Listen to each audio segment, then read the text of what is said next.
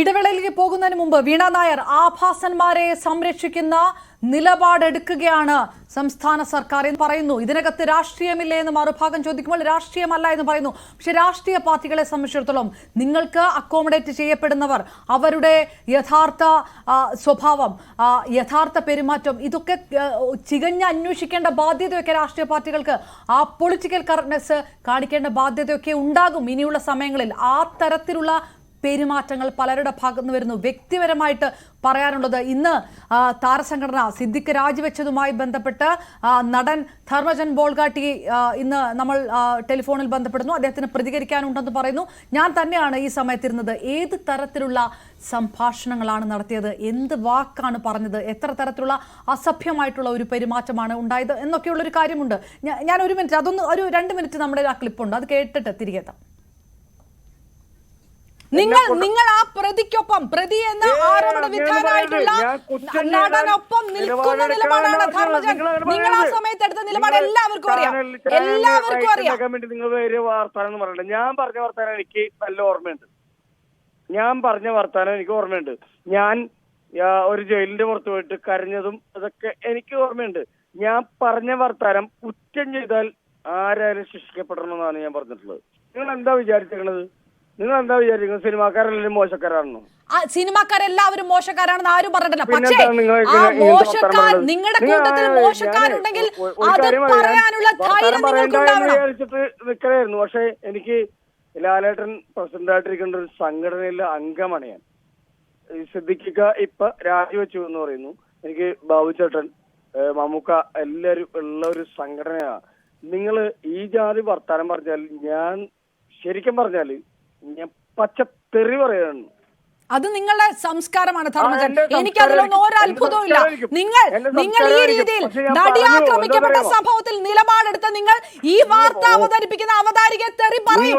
എനിക്ക് അതിലൊരു അത്ഭുതവും ഇല്ല ധർമ്മജൻ, എനിക്കൊരു അത്ഭുതവും ഇല്ല. ജനങ്ങൾ കേട്ടുകൊണ്ടിരിക്കുകയാണ്. നിങ്ങൾക്ക് എന്തും പറയാം. ഈ സമൂഹത്തിന് വേണ്ടി നിങ്ങൾ എന്ത് ചെയ്തിട്ടുണ്ട് അത് പറയും.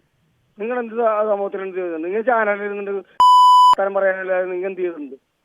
നാണം കെട്ടിട്ടാണ് ആ രാജിവെച്ചത്. ഈ ജനങ്ങൾ മുഴുവനും ഇത് കണ്ടുകൊണ്ടിരിക്കുന്നു.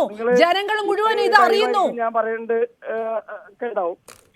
എല്ലാം ഉണ്ടെങ്കിലും നിങ്ങൾ പറയുന്നത് ഭയങ്കര തോന്നിയാസോ. നിങ്ങളത് ആദ്യം മനസ്സിലാക്കണം. ഞങ്ങൾക്ക് കുടുംബമൊക്കെ ഉണ്ട് കേട്ടാ. ഞങ്ങൾക്കും ഭാര്യയും മക്കളും ഒക്കെ ഉണ്ട്. അവിടെ നിന്ന് പ്രസംഗിക്കണ പോലെ അങ്ങനെ ഉണ്ടാക്കണ്ട കേട്ടാ. അപ്പോൾ അതാണ്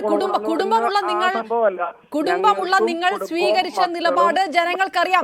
ധർമ്മജൻ, നിങ്ങൾ ഏത് തരത്തിൽ ആ ഡയലോഗ് എന്ന് പറഞ്ഞാൽ എന്നെ വരട്ടാനൊന്നും നോക്കണ്ട. ഞാനതൊന്നും കേട്ട് ഈ ചോദ്യത്തിൽ നിന്ന് പിന്മാറാനും പോകുന്നില്ല.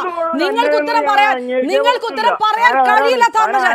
നിങ്ങൾക്ക് ഉത്തരം പറയാൻ കഴിയില്ല. താനാരാണെന്ന് എനിക്ക് അറിയേണ്ട കാര്യം പോലും. ഞാൻ പണിയെടുത്ത് ജീവിക്കുന്ന ഒരാളാണ്. ഞാൻ എന്റെ വീട്ടിൽ വന്ന് കഞ്ഞി മേടിച്ച് കുടിക്കുന്ന ആളൊന്നുമല്ല. എന്താ പറയണ്ടത്, എല്ലാം ചീത്തയും പറഞ്ഞു. താൻ തന്റെ വഴി നോക്ക്. മാധ്യമങ്ങൾ ചോദിച്ചത് കൊണ്ടാണ് ഈ റിപ്പോർട്ട് പുറത്തു വന്നത്. ഞാൻ ആരാണെന്ന് എനിക്ക് കൃത്യമായിട്ട് അറിയാം. മാധ്യമങ്ങൾ ചോദിക്കുന്നത് കൊണ്ടാണ് ഈ വാർത്ത പുറത്തു വന്നത്. ഞാൻ ആരാണെന്ന് താൻ അവിടെ വിളിച്ചിരുന്നു പറഞ്ഞ ഒരു കാര്യമില്ല ധർമ്മജൻ. ആളാണ് ധർമ്മജൻ ചോദ്യം ചെയ്യാൻ ആളിട്ടില്ല. താൻ ധർമ്മജൻ എന്നല്ല, അമ്മ പ്രസിഡന്റിനോട് വരെ ചോദിക്കാനുള്ള കാര്യങ്ങൾ ചോദിക്കാൻ എനിക്കറിയാം. ഞാൻ ചോദിക്കുകയും ചെയ്യും. എന്താണ് ധർമ്മജൻ ബോൾഗാട്ടിക്ക് പ്രത്യേകത? നടി ആക്രമിക്കപ്പെട്ട കേസിൽ ഈ രീതിയിൽ പബ്ലിക്കായിട്ട് നിലപാടെടുത്ത് നിങ്ങൾക്ക് എന്താണ് പ്രത്യേകത? നിങ്ങൾക്ക് എന്ത് നിലപാടുണ്ട്? എന്ത് ധാർമ്മികതയുണ്ട് ഇത് പറയാൻ? ഞാൻ അച്ഛന്റെ മോന് ഒരു അമ്മയുടെ മോനും പിറന്ന ആളാണ്. അത് നിന്റെ പോലെയാണെന്ന് എനിക്ക് തോന്നുന്നില്ല. ആ രീതിയിൽ സംസാരിക്കണം. നിങ്ങൾ ആ വാക്ക് സംസാരിക്കണം നിന്റെ രീതിയിൽ. നിങ്ങളുടെ ആ എന്താ പറയാ, ഉള്ളിലിരിക്കുന്നൊക്കെ പുറത്തു വരട്ടെ ധർമ്മജൻ. അത് ജനം കേൾക്കട്ടെ, പറയൂ, കേൾക്കട്ടെ. വളരെ മാന്യമായിട്ട് പറഞ്ഞു. Okay, right. ബാലുശ്ശേരിയിലെ കോൺഗ്രസ് സ്ഥാനാർത്ഥിയായിരുന്ന ധർമ്മജൻ ബോൾഗാട്ടിയുടെ വാക്കുകളാണ്. അതായത് സംസ്ഥാന സർക്കാരിനെതിരെ വിരൽ ചൂണ്ടുമ്പോൾ ഇത്തരം ചില വിഷയങ്ങൾ കോൺഗ്രസിന്റെ നിലപാടാണോ? കോൺഗ്രസിന് ഈ വിഷയത്തിൽ ഒരു മുൻ സ്ഥാനാർത്ഥി പറഞ്ഞ ഈ നിലപാടിൽ എനിക്ക് വ്യക്തിപരമായിട്ട് അറിയണമെന്ന് ആഗ്രഹം വീണ. അദ്ദേഹം കോൺഗ്രസിന്റെ സ്ഥാനാർത്ഥിയായി കഴിഞ്ഞ തെരഞ്ഞെടുപ്പിൽ മത്സരിച്ചു എന്നുള്ളത് ഒരു വസ്തുതയാണ്. പക്ഷെ അദ്ദേഹം ഒരു കോൺഗ്രസ് പ്രവർത്തകനാണോ എന്നുള്ളത് എനിക്കറിയില്ല. അങ്ങനെയാണെന്ന് ഞാൻ വിശ്വസിക്കുന്നുമില്ല. കാരണം അദ്ദേഹം പ്രൈമറി പാർട്ടി മെമ്പർഷിപ്പ് ഉള്ള ആളാണോ എന്നുള്ളത് പോലും പരിശോധിക്കപ്പെടേണ്ട ഒരു വിഷയമാണ്. ഒരു പൊതു തെരഞ്ഞെടുപ്പ് നടക്കുന്ന സമയത്ത് സ്വാഭാവികമായും ചില മേഖലകളിൽ നിന്നുള്ള ആളുകൾക്ക് ഒരു സ്പേസ് കൊടുക്കുന്നതിൻ്റെ ഭാഗമായി അന്ന് അദ്ദേഹത്തിനൊരു സ്ഥാനാർത്ഥിത്വം കിട്ടിയതാണെന്നാണ് ഞാൻ വിശ്വസിക്കുന്നത്. ഏതായാലും ഇനിമേൽ ഒരു നിയമസഭാ സീറ്റ് എന്ന് പറയുന്നത് ഈ പാർട്ടി, അതായത് പ്രത്യേകിച്ച് കോൺഗ്രസ് പാർട്ടിയെ സംബന്ധിച്ചിടത്തോളം ഒരുപാട് ബൂത്ത് പ്രസിഡന്റ് മുതൽ പണിയെടുത്തുകൊണ്ട് ഒരുപാട് വർഷത്തെ ത്യാഗം സഹിച്ച് മെയിൻ സ്ട്രീം പൊളിറ്റിക്സിലേക്ക് വന്ന് യൂത്ത് കോൺഗ്രസ്സുകാരായിട്ടും KSUക്കാരായിട്ടും ഒക്കെ ഒരുപാട് കേസ് ഡസൻ കണക്കിന് കേസുകളിൽ പ്രതിയായിട്ടൊക്കെ വരുന്നവർക്കാണ് സാധാരണഗതിയിൽ അത്തരത്തിലുള്ള സീറ്റുകൾ ലഭിക്കുന്നത്. പക്ഷേ ഒരു പൊതു തെരഞ്ഞെടുപ്പ് സമയത്ത് കുറച്ച് ഫെമിലിയർ ആയിട്ടുള്ള ആൾക്കാർ കോൺഗ്രസിനോട് താല്പര്യം പ്രകടിപ്പിച്ച് നിൽക്കുന്നവർക്ക് ഒരു അക്കോമഡേഷന്റെ ഭാഗമായിട്ട് ഒരുപക്ഷെ അദ്ദേഹത്തിന് കൊടുത്തതായിരുന്നിരിക്കാം. എന്ത് തന്നെയായാലും അതിൽ കോൺഗ്രസ് പശ്ചാത്തപിക്കുമോ? ഇങ്ങനെ ഒരു പുനർവിചിന്തനം നടത്തുമോ? ഇങ്ങനെ ഒരാളെ പാർട്ടി പരിപൂർണമായിട്ട് തള്ളി പറയുമോ?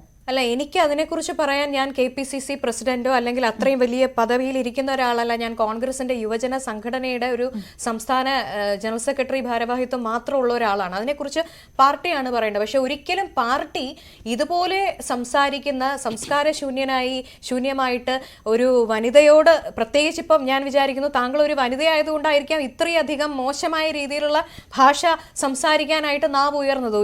ഇപ്പുറത്തെ ഭാഗത്ത് ഒരു പുരുഷനായിരുന്നെങ്കിൽ ചിലപ്പോൾ ഇത്രയും സംസാരിച്ചു എന്ന് തന്നെ വരികയില്ല. അപ്പോൾ എന്നെ സംബന്ധിച്ചിടത്തോളം എനിക്ക് ഒരു കാര്യത്തിൽ കൃത്യമായ കൺവിക്ഷൻ ഉണ്ട്. ഈ ഹേമ കമ്മിറ്റി റിപ്പോർട്ട് ബേസിസിലാണെങ്കിലും മറ്റ് സ്ത്രീ പക്ഷമായിട്ടുള്ള പ്രശ്നങ്ങളുമായി ബന്ധപ്പെട്ടിട്ടുള്ള കാര്യങ്ങളിലായാലും കേരളത്തിൻ്റെ പ്രതിപക്ഷ നേതാവ് കോൺഗ്രസ് സ്ത്രീപക്ഷത്താണെന്ന് യാതൊരു സംശയത്തിനും വകയില്ലാത്ത വിധം അടിവരയിട്ട് പറഞ്ഞിട്ടുള്ളതാണ്.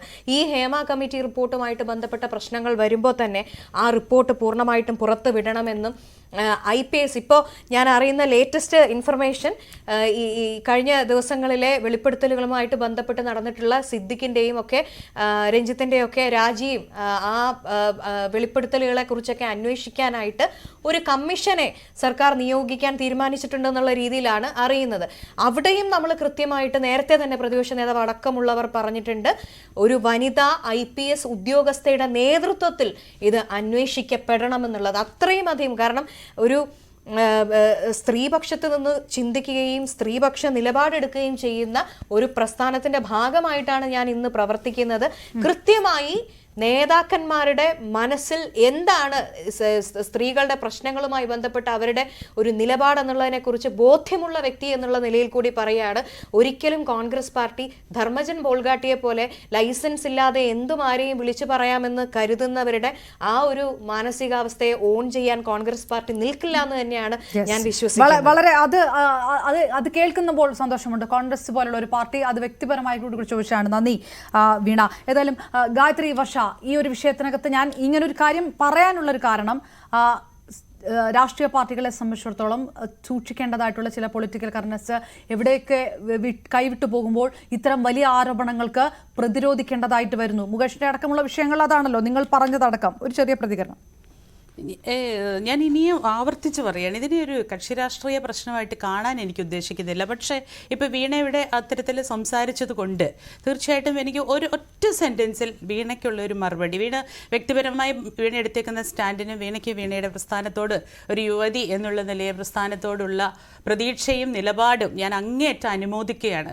പക്ഷേ കോൺഗ്രസ് പാർട്ടി ഈ ധർമ്മജൻ ബോൾഗാട്ടി രാഷ്ട്രീയ ആശയത്തിൻ്റെ പിൻബലത്തോടു കൂടി തന്നെയാണ്, ഞാനൊരു കോൺഗ്രസ്സുകാരനാണ്, ടെക്നിക്കലി മെമ്പർ ആവുന്നോ ഇല്ലയോ എന്നുള്ളത് ഞാൻ രണ്ട് പക്ഷത്തും, ഇടതുപക്ഷത്തും കോൺഗ്രസ് പാർട്ടിയിലും, CPM-ലെ മെമ്പർഷിപ്പിനൊക്കെ ചില വേറൊരു വഴിയുള്ളത് കൊണ്ട് എങ്കിൽ പോലും ഇടതുപക്ഷത്തും കോൺഗ്രസ്സിലും ഒക്കെ ടെക്നിക്കലി മെമ്പർ എന്നുള്ളത് സാഹചര്യങ്ങളിലൊക്കെ വരും. പക്ഷെ ഒരു ഇടതുപക്ഷ മനസ്സ് പല കോൺഗ്രസ്സുകാർക്കും ഇവിടെയുണ്ട് എന്നുള്ളത് പറഞ്ഞുകൊണ്ട് തന്നെ പറയും. വീണ അത്തരത്തിലൊരാളാണെന്നാണ് ഞാൻ വിശ്വസിക്കുന്നത്. പക്ഷെ വീണയുടെ പ്രസ്ഥാനം ഒരു സ്ത്രീപക്ഷ പ്രസ്ഥാനമായിരുന്നെങ്കിൽ കഴിഞ്ഞ പ്രാവശ്യത്തെ ഉമ്മൻചാണ്ടി സർക്കാർ ഇത്ര ദയനീയമായി പരാജയപ്പെടില്ലായിരുന്നു. ഒറ്റ വാക്കേ ഉള്ളൂ, ഒറ്റ സെന്റൻസേ ഉള്ളൂ.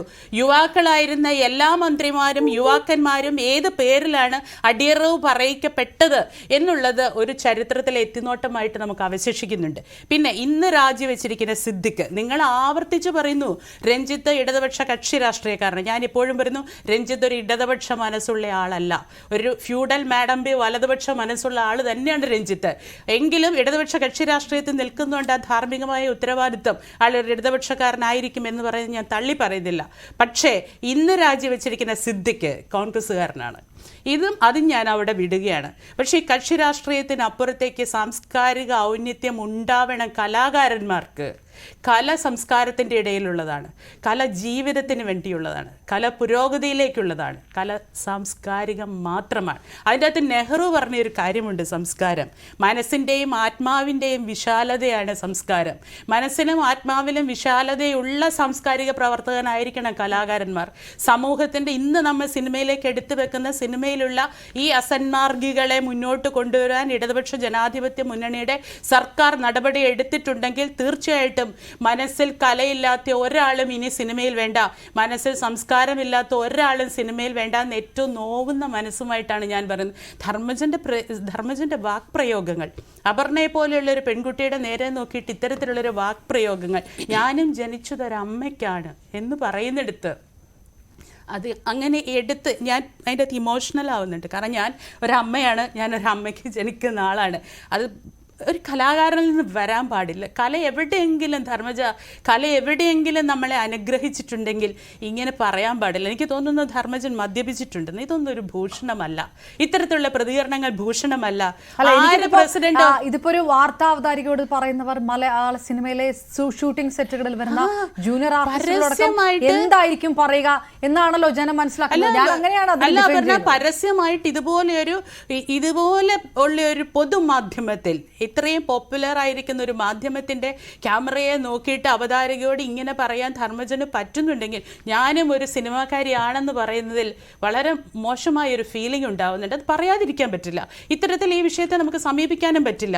എനിക്കും ഇതുപോലെയൊക്കെ വളരെ വളരെ ഘോരഘോര. ഞാൻ ഇന്നലെ മറ്റൊരു ചാനലിൽ ജിൻഡോനോട് പറഞ്ഞു, ഇവരുടെ നമ്മുടെ വീണയുടെ സഹപ്രവർത്തകൻ ജിൻഡോനോട് പറഞ്ഞു, എനിക്ക് രാഷ്ട്രീയം പറയാൻ നല്ല അസലായിട്ട് അറിയാം.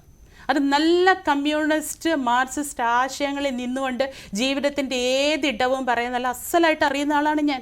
സിനിമയെ പ്രത്യേകിച്ചും, കാരണം എനിക്ക് സിനിമ അത്ര ഫേവറേറ്റ് ആണ്, അത്ര ഇഷ്ടമുള്ള ഇടമാണ്, അത്ര സ്വപ്നങ്ങൾ ഉണ്ടായിട്ടുള്ള ഇടമാണ്. ആ സ്വപ്നങ്ങളെല്ലാം ഉപേക്ഷിച്ചിട്ട് 30 വർഷം നല്ല ശക്തമായ സമരത്തിൽ സിനിമയിൽ നിന്ന ആളാണ് ഞാൻ. അത് ഞാനൊരു ഇടതുപക്ഷ മനസ്സുള്ള ആളായതുകൊണ്ട് തന്നെയാണ്, ഒരു കമ്മ്യൂണിസ്റ്റുകാരി ആയതുകൊണ്ട് തന്നെയാണ്. അതുകൊണ്ട് ആ രീതിയിൽ എനിക്ക് വർത്തമാനം പറയാൻ നന്നായി അറിയാം. പക്ഷേ ഹേമ കമ്മിറ്റി റിപ്പോർട്ടിൻ്റെ കാര്യത്തിൽ ഇനി എന്തുണ്ടാവണം എന്നുള്ളിടത്ത് അത്തരത്തിലൊരു ചർച്ചയ്ക്ക് ഞാൻ മുതിരില്ല. കാരണം വാട്ട് നെക്സ്റ്റ് എന്നുള്ളൊരു ചോദ്യമുണ്ട്. സിനിമയിലെ ലൈംഗിക ചൂഷണം മാത്രമല്ല, സിനിമയിലെ അക്കൗണ്ടബിലിറ്റി അഡ്രസ്സ് ചെയ്യാൻ ഹേമ കമ്മിറ്റി റിപ്പോർട്ട് ഉതകണം എന്ന് തന്നെയാണ് ഈ ചർച്ചയിൽ എനിക്ക് പറയാനുള്ളത്. ബാക്കിയുള്ള കാര്യങ്ങൾ നമുക്ക് സമയക്കുറവുള്ളതുകൊണ്ടൊക്കെ മുന്നോട്ട് വരണം. തീർച്ചയായിട്ടും ഞാൻ ബാക്കിയുള്ളവർക്ക് ടി പി സിന്നുമ്പോൾ പോകാൻ തിടുക്കമുള്ളത് കൊണ്ടാണ് താങ്കളോട് കൂടി ഞാൻ പറയുന്നത്. രാഷ്ട്രീയം കൂടി മാറ്റി വെച്ചുകൊണ്ട് ഒരു സമയം കൊടുത്തുകൊണ്ട് ഈ വിഷയത്തിനകത്ത് ഒരുമിച്ച് നിൽക്കേണ്ട ഒരു ബാധ്യത, കുറഞ്ഞ പക്ഷം അത് വനിതാ രാഷ്ട്രീയ പ്രവർത്തകരുടെ ഭാഗത്തെങ്കിലും. അപ്പോഴും സർക്കാരിന് തിരുത്തലുകൾക്ക് സമയം ആവശ്യമുണ്ട്. അതിൽ ഒരുപക്ഷെ ഈ രാഷ്ട്രീയ പ്രതിഷേധങ്ങൾ അത് ഗുണം ചെയ്യുമെന്ന് തന്നെയാണ് ഞാൻ പ്രതീക്ഷിക്കുന്നത്.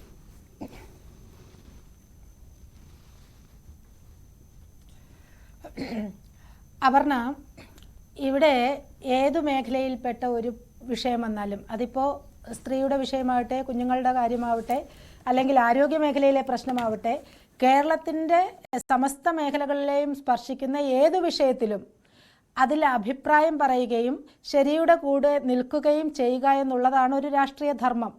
രാഷ്ട്രീയ ധർമ്മം അതാണ്.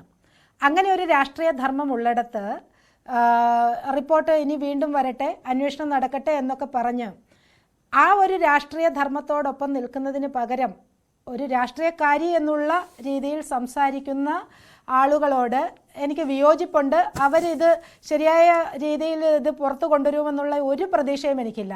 ഞങ്ങളൊക്കെ എന്തുകൊണ്ടാണ് ഇതിൻ്റെ ഒപ്പം നിൽക്കുന്നത്? എക്സ്പെഷ്യലി നമ്മളൊരു സ്ത്രീ ആയി പോയതുകൊണ്ട്.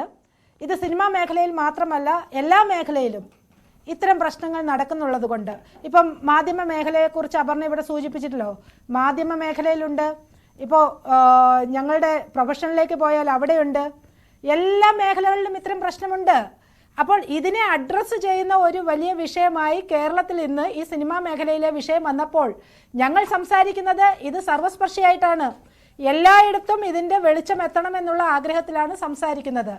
അതുകൊണ്ട് തന്നെയാണ് ഈ ഗവൺമെന്റിനെ ഞങ്ങൾ ഇത്രയും അധികം, എനിക്ക് തോന്നുന്നു വീണയും ഞാനും ഒക്കെ ഇത്രയധികം, അത് വലിയൊരു രാഷ്ട്രീയം കണ്ടിട്ടൊന്നുമല്ല, ഇവിടെ സ്ത്രീകളുടെ രാഷ്ട്രീയം മാത്രമേ കാണുന്നുള്ളൂ, ഇത്രയധികം വിമർശിക്കാൻ കാരണം ഈ റിപ്പോർട്ട് ഇത്രയും കാലം പൂഴ്ത്തിവെച്ച ഒരു സർക്കാരിൽ വിശ്വാസമില്ലാത്തത് കൊണ്ട് തന്നെയാണ്.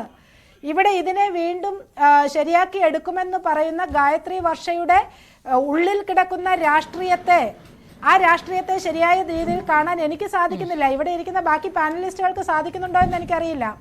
കൃത്യമായ ഇടതുപക്ഷ രാഷ്ട്രീയമാണ് അവരിവിടെ പറയുന്നത്. ഈ ഇടതുപക്ഷ രാഷ്ട്രീയമാണ് ഈ കുഴപ്പങ്ങളൊക്കെ ഉണ്ടാക്കിയിരിക്കുന്നത്. ഇതിൽപ്പെട്ട പലരുമാണ് ഇന്നിവിടെ പ്രശ്നങ്ങളിൽ ഉള്ളവരും. രഞ്ജിത്തിനെ കുറിച്ച് പറഞ്ഞു, രഞ്ജിത്ത് അസൽ CPM കാരനാ. 1977 അറിയാമോ മക്കളെ, ഞാൻ SFI കൂടി വന്നവനായെന്ന് പറഞ്ഞ് ഒരു മൈക്കിന്റെ മുന്നിൽ 77 എന്ന് പറഞ്ഞിട്ട് തിരുത്തി 76. ഞാൻ ഇന്നും കേട്ടു ആ വോയിസ്, ആ ക്ലിപ്പ് ഇന്നും ഞാൻ കണ്ടിട്ട് വരികയാ. 77 അല്ലെ 76 മുതൽ ഒന്നാം തരം SFI കാരനായ എന്നോടാ കളിയെന്ന് പറഞ്ഞ രഞ്ജിത്ത് CPM കാരനല്ല എന്ന് ഇവിടെ ഗായത്രി പറയുമ്പോൾ ഈ ഗായത്രിയുടെ രാഷ്ട്രീയത്തെ സംശയിച്ചു പോകുന്നതുകൊണ്ട് എന്നെ തെറ്റ് പറഞ്ഞിട്ട് കാര്യമില്ല. ഞാൻ ഇന്ന് BJPയുടെ വക്താവാണെങ്കിലും ഇവിടെ ഈ നിലപാടിനോടൊപ്പം ചേർന്ന് നിൽക്കുന്നത് എന്തുകൊണ്ടാണ്? ഈ മേഖലയിലെ രാഷ്ട്രീയമുള്ളവരും ഇല്ലാത്തവരും ഒക്കെ ആയിട്ടുള്ള ഒട്ടനവധി സ്ത്രീകൾ അവർ ജീവിക്കാൻ വേണ്ടി, അവരുടെ ഉപജീവനത്തിന് വേണ്ടി, അവരുടെ നിലനിൽപ്പിന് വേണ്ടി തെരഞ്ഞെടുത്ത ഒരു മേഖലയിൽ അവർ അഭിമുഖീകരിക്കുന്ന പ്രശ്നത്തെ അവർ അഡ്രസ്സ് ചെയ്യുമ്പോൾ അവരുടെ കൂടെ നിൽക്കണമെന്ന ആഗ്രഹമുള്ളത് കൊണ്ടാണ്. അതിന്റെ ചെറിയൊരു തരുമ്പെങ്കിലും ആഗ്രഹം ഗായത്രി വർഷയ്ക്കുണ്ടോ എന്ന് എനിക്ക് തോന്നുന്നില്ല. ഇവിടെ മൊത്തം രാഷ്ട്രീയവൽക്കരിക്കുകയാണ്. BJP അത് പറഞ്ഞത് ശരിയായില്ല, കോൺഗ്രസ് ഇത് പറഞ്ഞത് ശരിയായില്ല. ഇവിടെ വന്ന് സ്ത്രീകളെ അസഭ്യം പറയുന്ന ഏത് ധർമ്മജൻ ബോൾഗാട്ടിയാണെങ്കിലും, അതിപ്പോൾ BJPയിൽ നിന്ന് ഒരാളാണേലും ഞങ്ങൾ തള്ളിപ്പറയും. ആ രാഷ്ട്രീയത്തിന്റെ ഒപ്പമാണ് ഞങ്ങൾ നിൽക്കുന്നത്. അപ്പൊ അതുകൊണ്ട് ഇവിടെ കൃത്യമായിട്ട് BJP ആവശ്യപ്പെടുന്ന ഈ പ്ലാറ്റ്ഫോമിൽ ഒന്നുകൂടി ഞാൻ ആവർത്തിക്കുന്നു, ഒറിജിനൽ റിപ്പോർട്ട് വരണം. ആ ഒറിജിനൽ റിപ്പോർട്ട് അത് കോൾ ഫോർ ചെയ്യാൻ ഞാൻ മനസ്സിലാക്കുന്നത് ഇവിടുത്തെ ഹൈക്കോടതിക്ക് അതിന് ബുദ്ധിമുട്ടില്ല എന്നാണ്. അത് സംഭവിക്കുമെന്നാണ് ഞാൻ വിചാരിക്കുന്നത്. ആ ഒറിജിനൽ റിപ്പോർട്ട് വന്നു കഴിഞ്ഞാൽ സ്വാഭാവികമായിട്ടും അതിൽ 161 സ്റ്റേറ്റ്മെന്റ് എടുത്തുകൊണ്ട് പോലീസിന് കേസ് രജിസ്റ്റർ ചെയ്യാനുള്ള സാഹചര്യങ്ങളും ഉണ്ടെന്നാണ് എൻ്റെ എളിയ നിയമ വൈദഗ്ധ്യം വെച്ചിട്ട് ഞാൻ മനസ്സിലാക്കുന്നത്. അതിലും വലിയ വിദഗ്ധന്മാരൊക്കെ ഉണ്ടാവും, പക്ഷെ ഞാൻ മനസ്സിലാക്കുന്നത് അതാണ്. പക്ഷെ ഇതൊന്നുമല്ല, വീണ്ടും 7 അംഗ കമ്മിറ്റി വന്ന് അന്വേഷിക്കട്ടെ, ഇനി അത് 14 അംഗ കമ്മിറ്റി ആകും. ഇതിങ്ങനെ പതുക്കെ അടുത്ത ഒരു വർഷം അങ്ങ് നീട്ടിക്കൊണ്ടു പോയാൽ അടുത്ത ജനറൽ ഇലക്ഷൻ ആവും. ആ ജനറൽ ഇലക്ഷനിൽ അങ്ങ് പൊടിയും തട്ടി ഇറങ്ങിപ്പോകാം എന്നൊക്കെയുള്ള വിചാരമാണ് ഈ സർക്കാരിനെങ്കിൽ ആ സർക്കാർ തിരുത്തണം. ഈ സമയമെങ്കിലും ശരിയായ നിലപാടെടുക്കാൻ തയ്യാറാവണം. ഒരിടത്തും സ്ത്രീകൾക്ക് നീതി കിട്ടുന്ന രീതിയിലുള്ള ഒരു നിലപാടും ഈ ഇടതുപക്ഷം എടുത്തിട്ടില്ല, ഈ ഇടതുപക്ഷ സർക്കാർ എടുത്തിട്ടില്ല. അത് വാളയാർ കേസ് മുതൽ, ഞാൻ എല്ലായിടത്തും പറയുന്നതാണ്, ഞാൻ വീണ്ടും ആവർത്തിക്കുന്നു, വാളയാർ കേസ് മുതൽ നമ്മൾ പീരുമേട്ടിൽ ചെന്ന് നിൽക്കുന്ന സമയം വരെ, ഇടുക്കി ജില്ലയിൽ എത്തുന്നത് വരെ പരിശോധിച്ചു കഴിഞ്ഞാൽ ഇത് വളരെ വ്യക്തമാണ്. കുഞ്ഞുങ്ങൾക്കെന്നല്ല, വന്ധ്യവയോധികരായിട്ടുള്ള സ്ത്രീകൾക്കെന്നല്ല, ഇവിടെ ഒരു സ്ത്രീക്കും ഒരു നീതിയും കിട്ടുന്ന ഒരു പ്രവർത്തനവും ഈ സർക്കാരിന്റെ ഭാഗത്തു നിന്നുണ്ടായിട്ടില്ല എന്നുള്ളത് കൊണ്ട് തന്നെ ഈ റിപ്പോർട്ടും ആവിയായി പോകും. ഈ 7 അംഗ കമ്മീഷന്റെ എന്താ പറയുക അന്വേഷണവും ആവിയായി പോകുമെന്നുള്ള കാര്യത്തിൽ ഞങ്ങൾ ഉറച്ചു വിശ്വസിക്കുകയാണ്. ഏതായാലും ശ്രീമതി അതിനെതിരെ ഒരു കാര്യം കൂടെ, ഒരു കാര്യം കൂടി പറഞ്ഞോട്ടെ. ഇവിടെ സത്യത്തിൽ ഞാൻ ഗായത്രി വർഷയെ വിമർശിക്കുമ്പോൾ തന്നെ അവർ ഇതിൽ പ്രതികരിക്കുന്നവരോടുള്ള എല്ലാ ബഹുമാനവും മുൻനിർത്തി പറയട്ടെ. അവർ ചെയ്യേണ്ടത് എന്താണ്? ഇതിൽ ഇരകളായിട്ടുള്ള സ്ത്രീകളെ കൊണ്ടുവന്ന് പരാതി കൊടുപ്പിക്കാൻ. ഇനി അതാണോ ഇവിടുത്തെ ഇടതുപക്ഷ സർക്കാരിന്റെ പ്രശ്നം? കൊണ്ടുവരാൻ അവർക്ക് ആ ധൈര്യം കൊടുക്കാൻ തയ്യാറാവണം. അതിന് സാധിക്കുമോ എന്നുള്ള ചോദ്യം അപർണ ഗായത്രി വർഷയോട് ചോദിക്കുക. ഈ മെല്ലപ്പോക്കും പൂഴ്ത്തിവെക്കലും നടത്താതെ അതിന് തയ്യാറാണോ എന്നുള്ള ചോദ്യം അപർണ ചോദിക്കാൻ മാത്രമാണ് എനിക്ക് പറയാനുള്ളത്. യെസ്, തീർച്ചയായിട്ടും അഡ്വക്കേറ്റ് TP സിന്ധുമോൾ, ഏതായാലും ജാഗ്രതയോടുകൂടി രാഷ്ട്രീയ പാർട്ടികൾ പ്രതിപക്ഷമടക്കമുള്ളവർ നിൽക്കുമ്പോഴാണല്ലോ കൂടുതൽ ശക്തമായിട്ട് നടപടികൾ എടുക്കാൻ സർക്കാർ നിർബന്ധിതരാകുക. അതുകൊണ്ട് ആ രാഷ്ട്രീയ ഇടപെടലിനെ മാധ്യമങ്ങൾക്ക് ചോദ്യം ചെയ്യാനോ വിമർശിക്കാനോ കഴിയില്ല. അങ്ങനെയാണ് വ്യക്തിപരമായിട്ട് ഞാൻ കരുതുന്നത്. അപ്പോഴും ഇനിയും ഉരുളാനുള്ള തലകൾ അതിൽ അതിൽ പ്രതിരോധത്തിലാകുന്നത് ആരെല്ലാം? ഒരു മലയാള സിനിമ ഇൻഡസ്ട്രി മുഴുവൻ ചീത്തപ്പേര് കേൾക്കുമ്പോൾ അതിൽ നിന്ന് രക്ഷിക്കാനെങ്കിലും ഒരു മിനിമം പ്രതികരണം നടത്താത്ത ഏറ്റവും പ്രധാനപ്പെട്ട പ്രമുഖർ, അതെല്ലാം ഉണ്ട്. ബൈജു കട്ടാരക്കര നമുക്കൊപ്പം തുടർന്ന് അദ്ദേഹത്തിലേക്ക് കൂടെ തിരികെ എത്താം ഒരു ചെറിയ ഇടവേളയ്ക്ക് ശേഷം.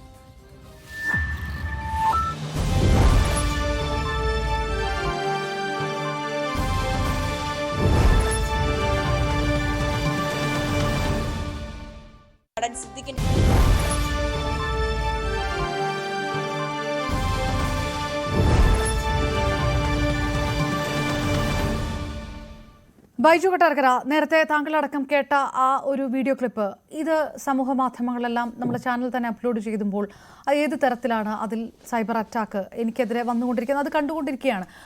അതായത് പല തരത്തിലുള്ള ആൾക്കാരുണ്ട്. ഫാൻസ് അസോസിയേഷനുകളാകാം, അത് പല നടന്മാർക്ക് വേണ്ടി പ്രവർത്തിക്കുന്ന അങ്ങനെയുള്ള ഒരു സൈബർ വിങ് ആകാം, ഇതൊക്കെയുണ്ട്. ഇതൊരു ഒരു ധർമ്മജൻ ബോൾഗാട്ടിയെ പോലെ ഒരാൾക്ക് വേണ്ടി ഇത്രയും പറയുമെങ്കിൽ പ്രമുഖ നടന്മാരുടെയോ അല്ലെങ്കിൽ പ്രമുഖരുടെയോ പേരുകൾ കൂടി, കൂടുതൽ പ്രമുഖരുടെയോ പേരുകൾ കൂടി ഇതിനകത്ത് ഉൾപ്പെട്ടാൽ ഏത് തരത്തിലായിരിക്കും അവരൊക്കെ പെരുമാറുക, പ്രവർത്തിക്കുക എന്നുള്ളതൊക്കെ ചിന്തിക്കാൻ പോലും കഴിയാത്ത കാര്യമാണ്. ഇതുവരെ പ്രതികരിക്കാത്ത പലരുടെയും വലിയ തലകൾ ഇനി ഉരുളുകയാണെങ്കിൽ ഫാൻസ് അസോസിയേഷനുകൾ നേരിട്ട് തന്നെ തെരുവിലേക്ക് ഇറങ്ങി ഇതൊക്കെ കത്തിക്കുന്ന ആ തരത്തിലേക്കുള്ള കാര്യങ്ങൾ വരെ പോകാനുള്ള ഒരു സാധ്യതയൊക്കെ ഉണ്ട്. ഒരുപക്ഷെ അതുകൊണ്ടായിരിക്കണം കുറച്ചുകൂടി അവധാനതയിലൊക്കെ കാര്യങ്ങൾ പോയാൽ മതിയെന്ന് സർക്കാർ വിചാരിക്കുന്നുണ്ടാവുക. അങ്ങനെ തോന്നുന്നുണ്ടോ? അത് അല്ലാതെ അത്ഭുതപ്പെടാനൊന്നുമില്ല. അതിനകത്ത് ഒട്ടും അപർണ അത്ഭുതപ്പെടാനൊന്നുമില്ല. കാരണം ഞാൻ അതിലേക്ക് വരുന്നതിന് മുമ്പ് ഒരു ചെറിയ കാര്യം പറഞ്ഞിട്ട്, ഇവിടെ വീണയാണെങ്കിലും സിന്ധുമോളാണെങ്കിലും അതേപോലെ വർഷയാണെങ്കിലും ഇവര് 3 പേരും സ്ത്രീകളാണ്. അതിലൊരാള് വർഷ നടിയാണെന്നുള്ള കാര്യം എനിക്കറിയാം, സിനിമയിൽ അഭിനയിച്ചു. ബാക്കി 2 പേരും അവരവരുടെ രാഷ്ട്രീയത്തിന് വേണ്ടിയാണ് ഇവർ 3 പേര് സംസാരിച്ചുകൊണ്ടിരിക്കുന്നത്. ഒന്ന് ആലോചിക്കണം, ഇവിടെ ഇടതുപക്ഷമെന്നോ വലതുപക്ഷമെന്നോ BJP എന്നുള്ള വ്യത്യാസമില്ലാതെ ഇവിടെ നടന്ന ഈ ഹീന പ്രവർത്തികൾക്കെതിരെയാണ് സംസാരിക്കുക. ഈ ഹീന പ്രവർത്തികൾ നടന്നു കഴിഞ്ഞിട്ടും വർഷയാണെങ്കിൽ രഞ്ജിത്തിനെ ന്യായീകരിക്കാൻ നിൽക്കുന്നു. രഞ്ജിത്ത് CPM കാരനല്ല എന്ന് പറയും. ചിലപ്പോൾ പാർട്ടി മെമ്പർഷിപ്പ് കാണില്ലായിരിക്കും. പക്ഷേ കഴിഞ്ഞ പ്രാവശ്യം കോഴിക്കോട് വെസ്റ്റിൽ പാർട്ടി ടിക്കറ്റ് വെച്ച് നീട്ടിയ ആളാണ് രഞ്ജിത്ത്. അതേപോലെ കേരള യാത്ര നടത്തുമ്പോഴും നവയാത്ര നടത്തുമ്പോഴും ഒക്കെ, നവകേരള യാത്ര നടത്തുമ്പോഴും മുഖ്യമന്ത്രിയുടെ ചില മീറ്റിങ്ങുകളൊക്കെ നടത്തുമ്പോഴും പ്രമുഖരെ വിളിക്കുന്ന ഒരു പരിപാടിയുണ്ട്. അങ്ങനെ കോഴിക്കോട് വരുന്ന പ്രമുഖൻ, അവരിൽ ഒരു പ്രമുഖരിൽപ്പെട്ട ഒരാളാണ് രഞ്ജിത്ത്. കൊച്ചിയിലേക്ക് വരുമ്പോൾ ആഷിഖബുവിനെ പോലെ ആളുകളൊക്കെ ചെല്ലാറുണ്ട്. ആ ആഷിഖബു പോലും ഇന്നലെ ഗവൺമെന്റിനെതിരെ വളരെ വ്യക്തമായി സംസാരിച്ചു കഴിഞ്ഞു. ഇത് ചെയ്യുന്നത് ശരിയല്ല എന്ന് പറഞ്ഞു. എന്തുകൊണ്ടാണ്? എനിക്കും വ്യക്തമായ രാഷ്ട്രീയമുള്ള ഒരാളാണ്. ഞാൻ ഒരിക്കലും ഇതൊന്നും രാഷ്ട്രീയത്തിൽ ഊന്നിയല്ല സംസാരിക്കുന്നത്. വൃത്തികേട് കാണിക്കുന്നവൻ ഏത് പാർട്ടിയിൽപ്പെട്ടവനായാലും വൃത്തികേട് തന്നെ എന്ന് നമ്മൾ തിരിച്ചറിയണം, അത് തുറന്നു പറയണം. അതാണ് എന്റെയൊക്കെ പോളിസി. ഈ ധർമ്മജൻ ബോൾഗാട്ടി, പണ്ട് നമ്മളൊക്കെ ഈ നാടൻ ഭാഷയിൽ പറയുന്ന മാട്ട കളിച്ച് നടക്കുമെന്ന് പറയും. മിമിക്രിയിലൊക്കെ 150 രൂപ ഒരു ദിവസത്തേക്ക് മേടിച്ച് മാട്ട കളിച്ച് നടക്കുമ്പോഴൊക്കെ ഈ ധർമ്മജൻ ബോൾഗാട്ടിക്കുമൊക്കെ ഈ പറഞ്ഞ സിനിമാ സംഘടനകളും സിനിമാക്കാരും ഒക്കെ അന്ന് പുച്ഛമായിരുന്ന സമയം ഉണ്ടായിരുന്നു. എനിക്ക് ധർമ്മജനെ വളരെ കാലങ്ങളായിട്ട് അറിയാം. അതിനുശേഷം ധർമ്മജന്റെ ഭാഗ്യം കൊണ്ടോ നിർഭാഗ്യം കൊണ്ടോ ഒക്കെ സിനിമയിലേക്ക് എത്തി, കുറച്ച് കാശായി, പേരായി, അത്യാവശ്യം ചില ആളുകളുടെ കൂടെ ഒക്കെ ചേർന്ന് പുള്ളിക്കാരന് എന്തെങ്കിലുമൊക്കെ പറയാവുന്നൊരു തന്റെ ഇടം വന്നു. അങ്ങനെയാണല്ലോ ദിലീപ് ജയിലിൽ നിന്ന് ഇറങ്ങിയപ്പോ അവിടെ പോയി ഒന്ന് പൊട്ടിക്കരഞ്ഞതും അതൊക്കെ അന്ന് വാർത്തയായതും ഇയാളെ എല്ലാവരും വിമർശിച്ചൊക്കെ അന്ന് എല്ലാവരും കണ്ടുനിന്നതാണ്. ആ ധർമ്മജന് ഇത്രയൊക്കെ പറഞ്ഞില്ലെങ്കിലേ അതിശയുള്ളൂ. ഇതിൽ കൂടുതൽ എന്തെങ്കിലുമാണ് ഞാൻ പ്രതീക്ഷിച്ചത്. പക്ഷെ അത്രയും പറഞ്ഞിട്ടില്ല. ഈ ധർമ്മജനെ പിടിച്ച് കോഴിക്കോട് ഇലക്ഷൻ നിർത്തിയത് കോൺഗ്രസിന്റെ വെളിവുകേടെന്ന് മാത്രമേ ഞാൻ പറയൂ. ഇങ്ങനെയുള്ള ആളുകളെയൊക്കെ തിരിച്ചറിയാൻ പാർട്ടി നേതാക്കൾക്ക് കഴിയണം. എന്തുകൊണ്ടാണ് അന്ന് ദിലീപിന്റെ ഒരു കേസിൽ ഇങ്ങനത്തെ ഒരു അവസ്ഥയിലേക്ക് വന്ന ധർമ്മജൻ ബോൾഗാട്ടിയെ കോഴിക്കോട് അവിടെ ബാലുശ്ശേരിയിൽ ഇലക്ഷൻ വിളിച്ച് നിർത്തുമ്പോ ഇയാൾ ഇങ്ങനെയായിരുന്നു, ഈ രീതിയിലാണ് ഇയാളുടെ മനസ്സ്, ഇങ്ങനെയാണ് പൊതുജനങ്ങളുടെ ഇടയിൽ ഇയാളുടെ ധാരണ ഇങ്ങനെയാണ് എന്ന് മനസ്സിലാക്കാനുള്ള കഴിവ് അന്ന് കോൺഗ്രസ് നേതാക്കൾക്ക് ഉണ്ടായിരുന്നെങ്കിൽ ചിലപ്പോ അവിടെ മറ്റാരെങ്കിലും നിർത്തിയിരുന്നെങ്കിൽ ചിലപ്പോ സീറ്റ് ജയിച്ചു പോയനെ. അതുകൊണ്ടാണല്ലോ അന്തസ്സായിട്ടവിടെ തോറ്റുപോയതും. അപ്പൊ ജനം ഇതെല്ലാം തിരിച്ചറിയുന്നു. ഇങ്ങനെ ഒരു പ്ലാറ്റ്ഫോമിൽ വന്നിരുന്ന് പറയുമ്പോ ഇപ്പൊ അവരുടെ ചോദിച്ചതിന്റെ ഉത്തരവോടെ ഞാൻ പറയാം. ഇത് സോഷ്യൽ മീഡിയയിൽ അവർക്ക് ഒരുപാട് തെറിവിളികൾ കേൾക്കാം. ഇതൊക്കെ ഞങ്ങൾ കേട്ട് മടുത്തതാണ്. കാരണം ഈ പ്രബലന്മാരായ ആളുകളെ കുറിച്ച് എന്തെങ്കിലും പറഞ്ഞാൽ കുറെ ഊള ഫാൻസ് അസോസിയേഷൻ ഉണ്ട് നാട്ടിൽ. യവന്മാരെയൊക്കെ ഊളകൾ എന്ന് വിളിക്കാൻ പറ്റും പച്ച മലയാളത്തിൽ. വിവരം കെട്ട ഊളകൾ. ഇവരാണ് ഓരോരോ പേരുകളിൽ അതുകൂടാതെ പക്ഷേ ശ്രീ ബൈജു കൊട്ടാരക്കര വെറും ഊളകളെന്ന് പറയാൻ പറ്റില്ല. ഒരു നടിയെ ഫീൽഡ് ഔട്ട് ആക്കി വരെ കളയാൻ കഴിവുള്ള സൈബർ അറ്റാക്ക് നടത്തിയതാണ്. അതൊക്കെ നമ്മൾ കണ്ട വിഷയമാണ്. അതാണ് ഞാൻ പറയാൻ വരുന്നത്. അതാണ് അപർണ. അതായത് ഇവിടെ ഏത് സിനിമകൾ ഇറങ്ങിയാലും 15-20 ലക്ഷം രൂപ കൊടുത്ത് ആ സിനിമ ഇറങ്ങുന്നതിന് മുമ്പ് തന്നെ, ഇറങ്ങി മോർണിംഗ് ഷോ കഴിയുന്നതിന് മുമ്പ് തന്നെ 100 കോടി ക്ലബിൽ കയറും. അല്ലെന്നുണ്ടെങ്കിൽ ഇതിനകത്ത് അവന്റെ അഭിനയം സൂപ്പർ മഹാ സൂപ്പർ ബമ്പർ ഹിറ്റ് 100 കോടി 200 കോടി എന്തൊക്കെ പറഞ്ഞ് ഇപ്പൊ എന്താ 100-200 കോടി വരാത്തെ? ഇൻകം ടാക്സ് കയറി ഒന്ന് മാറ്റിയപ്പോ ഈ 100-ഇല്ല 200-ഇല്ല. ഈ ഗ്രൂപ്പുകളെല്ലാം ഇപ്പോഴും നിലവിലുണ്ട്. ഇവർക്ക് പണം കൊടുത്താൽ ആരെ കുറിച്ചും എന്തും എഴുതും. ഇതിന്റെ കേന്ദ്രം എറണാകുളമാണ്. എറണാകുളവും ചാലക്കുടിയൊക്കെ കേന്ദ്രീകരിച്ച് പ്രവർത്തിക്കുന്ന ചില ആളുകളാണ് ഇതിന്റെ കേന്ദ്ര ബിന്ദുവായി നിൽക്കുന്നത്. കോഴിക്കോടും ഉണ്ട് ഇതിന്റെ കണ്ണികൾ. ഇവരൊക്കെ ചേർന്ന് ഇവരാണ് ഈ സോഷ്യൽ മീഡിയയെ പച്ച മലയാളത്തിൽ പറഞ്ഞാൽ വ്യഭിചരിക്കുക എന്ന് പറയും. സോഷ്യൽ മീഡിയയെ വ്യഭിചരിക്കുന്നത് ഇവരൊക്കെ തന്നെയാണ്. അങ്ങനെ ആരെ കുറിച്ചും എന്തും എഴുതാൻ, എന്തും പറയാൻ, എന്ത് തെമ്മാടിത്തരവും പറയാൻ ഇവര് സോഷ്യൽ മീഡിയ ഉപയോഗിക്കും. അവർക്ക് പണം മാത്രം കിട്ടിയാൽ മതി. അങ്ങനെ ധർമ്മജൻ പോൾക്കാട്ടിയെ കുറിച്ച് നിങ്ങൾ അങ്ങനെ ഇന്നെന്തായാലും വിളിച്ചപ്പോ അയാൾ പറയാനുള്ളത് അയാൾ പറഞ്ഞു. ഇനിയിപ്പോ ധർമ്മജനോട് ചോദ്യങ്ങൾ ചോദിച്ച അവരുടെയൊക്കെ ഇനി തെറിയ വിഷയം ഇനി അവരുടെ ഭാഗത്ത് നിന്ന് വരും. അത് ഒന്നല്ല 100 സോഷ്യൽ മീഡിയ പ്ലാറ്റ്ഫോമുകളിൽ നിന്ന് വരും. ഇവിടുത്തെ ചെക്ക് ചെയ്ത് നോക്കിയാൽ അറിയാം ഇതെല്ലാം ഫേക്ക് അക്കൗണ്ടുകളാണ്. ഓരോ ആഴ്ച തോറും ഫേക്ക് അക്കൗണ്ടുകൾ ക്രിയേറ്റ് ചെയ്താണ് വരുന്നത്. ദിലീപ് നടി ആക്രമിക്കപ്പെട്ട സംഭവത്തിൽ പ്രതിയായപ്പോ ആയിരക്കണക്കിനാണ് മെസ്സേജുകൾ ഇങ്ങനെ വന്നുകൊണ്ടിരിക്കുന്നു ഓരോ മിനിറ്റുകൾ തോറും. എത്രയധികം സോഷ്യൽ മീഡിയ അക്കൗണ്ടുകളായിരുന്നു. ഞങ്ങൾ ഇത് ഓരോന്നും പരിശോധിച്ചാണ് ആ സമയത്ത്. ഇത് അറിയണമല്ലോ. ഇങ്ങനെ നന്നാക്കാനും നശിപ്പിക്കാനും ഇപ്പോഴും ദിലീപിന്റെ കാര്യത്തിലൊക്കെ പലതും വരുന്നുണ്ട്. ഒന്ന് സോഷ്യൽ മീഡിയ തുറന്നു നോക്കിയാൽ കാണാം. ജനപ്രിയ നായകൻ ഇനിയും വലിയൊരു പ്രോജക്റ്റുമായി വന്നാൽ നിങ്ങൾക്ക് അതിൽ താല്പര്യമുണ്ടോ? നിങ്ങൾക്ക് താല്പര്യം തോന്നുന്നുണ്ടോ? കാണുന്നവർ താഴെ കമന്റ് ചെയ്യണം. ഇതെല്ലാം പ്രൊമോഷൻസ് ആണ്. ഇതേപോലെ 100 പ്രൊമോഷൻസ് ഉണ്ട്. ഇനിയിപ്പോ സിദ്ദിഖിനെ കുറിച്ച് വരാം, കാരണം സിദ്ദിഖ് രാജിവെച്ചല്ലോ. അതുപോലെ തന്നെ രഞ്ജിത്തിനെ കുറിച്ച് വരാം, കാരണം അവർക്കും ആളുകളുണ്ട്. ഇതിനെല്ലാം പ്രൊമോട്ട് ചെയ്യാനും സോഷ്യൽ മീഡിയയിൽ എത്രത്തോളം ഉയർത്തിക്കൊണ്ടുവരാനും ഒക്കെ ആളുകൾ ഒരുപാടുണ്ട്. വർഷ ഒരു കാര്യം മനസ്സിലാക്കേണ്ടത്, വർഷ ഈ 4.5 വർഷം ഈ റിപ്പോർട്ട് പൂഴ്ത്തിവെച്ചു എന്നാണ് പറയുന്നത്. എന്തിനു പൂഴ്ത്തിവെച്ചു എന്ന് വർഷയ്ക്കറിയാം. ഈ 4 വർഷത്തിന് മുമ്പ് തന്നെ ഹേമ കമ്മീഷനായി വന്ന കമ്മീഷൻ പിന്നീട് കമ്മിറ്റിയായ സമയം മുതൽ ഇതിലെ വിവരങ്ങളൊക്കെ സാംസ്കാരിക വകുപ്പിന് അറിയാം. വർഷ ഇത് സാംസ്കാരിക വകുപ്പിന് വളരെ വ്യക്തമായി അറിഞ്ഞുകൊണ്ട് തങ്ങളുടെ കൂടെ നിൽക്കുന്ന ആളുകളെ ബലി കൊടുക്കാൻ വയ്യാത്തത് കൊണ്ട്, അല്ലെങ്കിൽ അവരെ മോശക്കാരാക്കാൻ വയ്യാത്തത് കൊണ്ട്, അല്ലെങ്കിൽ പരസ്പര സഹകരണം ഉള്ളത് കൊണ്ട് അവരെ സംരക്ഷിക്കാൻ വേണ്ടിയാണ് ഇത് വീണ്ടും നീട്ടി കൊണ്ടുപോയത്. അല്ലെങ്കിൽ ഗവൺമെന്റ് ഒരുപാട് തലവേദന വരും. അതുകൊണ്ട് ഇതിന് ഒരു കാരണവശാലും വർഷയാണെങ്കിലും ശരി, വീണയാണെങ്കിലും ആരാണെങ്കിലും രാഷ്ട്രീയവൽക്കരിക്കരുത്. ഇതിനകത്ത് വൃത്തികേട് കാണിച്ച ആളുകളെ തുറന്നു കാണിക്കാൻ തന്നെയായിരിക്കണം ഓരോരുത്തരും. പ്രത്യേകിച്ചും സ്ത്രീകളായ നിങ്ങൾ ഓരോരുത്തരും ഇതിനു വേണ്ടി ഇറങ്ങി പുറപ്പെടേണ്ടത്. ഇതിലെ പ്രതികളായി നിൽക്കുന്ന ആളുകൾ, പ്രതിസ്ഥാനത്ത് നിൽക്കുന്ന ആളുകൾ, അവരെ ഒരു ജനങ്ങൾ തീരുമാനമെടുക്കട്ടെ. ഇവരെ പേര് പുറത്തുവിടട്ടെ. ഇതിൽ പ്രതിസ്ഥാനത്ത് നിൽക്കുന്ന ആളുകളുടെ സിനിമകൾ ഞങ്ങൾ കാണുന്നില്ല. കോൺഗ്രസ്സുകാർ തീരുമാനമെടുക്കട്ടെ, CPM-ന്റെ ആളുകൾ തീരുമാനമെടുക്കട്ടെ, അല്ലെങ്കിൽ BJP-യുടെ ആൾക്കാർ തീരുമാനമെടുക്കട്ടെ. ഇതിൽ പ്രതികളായിട്ട് വന്ന ആരൊക്കെയുണ്ടോ ഇവരുടെ സിനിമകൾ ഞങ്ങൾ കാണില്ല. ഇവർ അഭിനയിക്കുന്ന സിനിമകൾ ഞങ്ങൾ ഒരു കാരണവശാലും തിയേറ്ററിൽ പോയി കാണില്ല. TV ചാനലുകളിൽ വന്നാൽ TV ചാനലുകൾ ഓഫ് ചെയ്യും. OTT-യിൽ വന്നാൽ അത് ഞങ്ങൾ സബ്സ്ക്രൈബ് ചെയ്യില്ല എന്നൊരു ഒറ്റ തീരുമാനമെടുത്ത് നോക്ക്. ഈ ക്രൈമുകളുടെ ഒരു 90% കുറയും. കാരണം വിലയില്ലെങ്കിൽ പിന്നെ ഇറങ്ങിയിടത്തിട്ട് എന്ത് ചെയ്യാൻ? വല്ല പാടത്ത് പണിക്ക് പോകേണ്ടി വരും. അതായിരിക്കും സംഭവിക്കുന്നത്. അപ്പൊ അതുകൊണ്ട് ഇപ്പൊ ജനങ്ങളുടെ എല്ലാം മനസ്സിലേക്ക് ഇത് കയറി. ഒന്ന് ആലോചിച്ച് നോക്കണം. ഞാനും ഏതാണ്ട് 18ഓളം സിനിമകൾ ചെയ്തതാണ്. മലയാളത്തിൽ മാത്രമല്ല, മലയാളം, തമിഴ്, തെലുങ്ക്, ഒരു ഇംഗ്ലീഷ് സിനിമ ഉൾപ്പെടെ. ഇത്രയും ഇൻഡസ്ട്രികളിൽ വളരെ വ്യക്തമായി എനിക്ക് പരിചയവും ഉള്ള ആളുകൾ ഒരുപാടുണ്ട്. മറ്റൊരിടത്തും ഇല്ലാത്ത ഒരു വൃത്തികെട്ട പ്രവണതയാണ് മലയാളത്തിൽ. ഈ മലയാളത്തിൽ സിനിമ ചെയ്യാൻ വരുമ്പോ ഇവിടെ ഏതെങ്കിലും സിനിമ ചെയ്യാൻ വരുന്നതിന് ആദ്യം മുടക്കുന്നത് ഫെഫ്ക എന്ന് പറയുന്ന സംഘടനയാണ്. 2 ലക്ഷം രൂപ വേണം അവിടെ ഏതാണ് അങ്ങോട്ടേക്ക് ഒരു മെമ്പർഷിപ്പിന് വേണ്ടിയിട്ട്. പക്ഷേ ശ്രീ ബൈജു കൊട്ടാരക്കര അത് പറഞ്ഞതുകൊണ്ടാണ് ഇപ്പോൾ ഈ നടക്കുന്ന അറ്റാക്കുകളുടെ മുന്നിൽ ഫെഫ്ക ഇല്ല. താരസംഘടനയ്ക്കെതിരെയാണ്, അമ്മയ്ക്കെതിരെയാണ് ആക്രമണം. അമ്മയുടെ തലയാണ് കൊഴിയുന്നത്. രഞ്ജിത്ത് പോയെങ്കിലും ഫെഫ്ക ഈ ഉത്തരവാദിത്തം ഏറ്റെടുക്കുന്നില്ല. ഫെഫ്ക ഇപ്പോഴും ഒരു സേഫ് പ്ലേ കളിക്കുകയാണ്, സേഫ് സോണിൽ നിൽക്കുകയാണ്. അതല്ലേ സത്യം? അത് തന്നെയാണ് ഞാൻ പറഞ്ഞത്. ഈ ഫെഫ്ക ഈ രഞ്ജിത്തിനെതിരെ എന്ത് നടപടിയാണ് എടുത്തത്? അയാളെ പുറത്താക്കിയോ? ഫെഫ്ക എന്ന് പുറത്താക്കിയോ? കുറെ കാലങ്ങൾക്ക് മുമ്പ് കമലിനെതിരെ ഒരു പരാതി വന്നു. എല്ലാവരും ചർച്ച ചെയ്തതാണ്. കമലിനെ പുറത്താക്കിയോ? എത്രയോ സംവിധായകർക്കെതിരെ പരാതി. എത്ര പ്രൊഡക്ഷൻ കൺട്രോളർമാർക്ക് ഇതിനോട് പരാതി വന്നു? ഇവരെ ആരെങ്കിലും പുറത്താക്കിയോ? എന്തുകൊണ്ടാണ് പുറത്താക്കാത്തത്? കാരണം പുറത്താക്കാനുള്ള ആവശ്യമില്ല. കാരണം ഇത് പുറത്താക്കിയാൽ ആ പുറത്താക്കാൻ ഇരിക്കുന്നവർക്കെതിരെ ചിലപ്പോൾ ആരോപണം വന്നെന്നിരിക്കും. ഇതൊക്കെ എല്ലാവർക്കും അറിയാവുന്ന കാര്യങ്ങളാണ്. അതുകൊണ്ട് അവരൊക്കെ നേരത്തെ ഇടവേള ബാബുവിന് ഇതിന് ഒരു പരാമർശം വന്നല്ലോ, 2 ലക്ഷം രൂപ വേണ്ട, എന്റെ കൂടെക്ക് പോന്നാ മതി, മുറി പങ്കിട്ടാ മതി, 2 ലക്ഷം രൂപ എന്ന് തരണം, അമ്മയിൽ മെമ്പർഷിപ്പ് വരാമെന്ന്.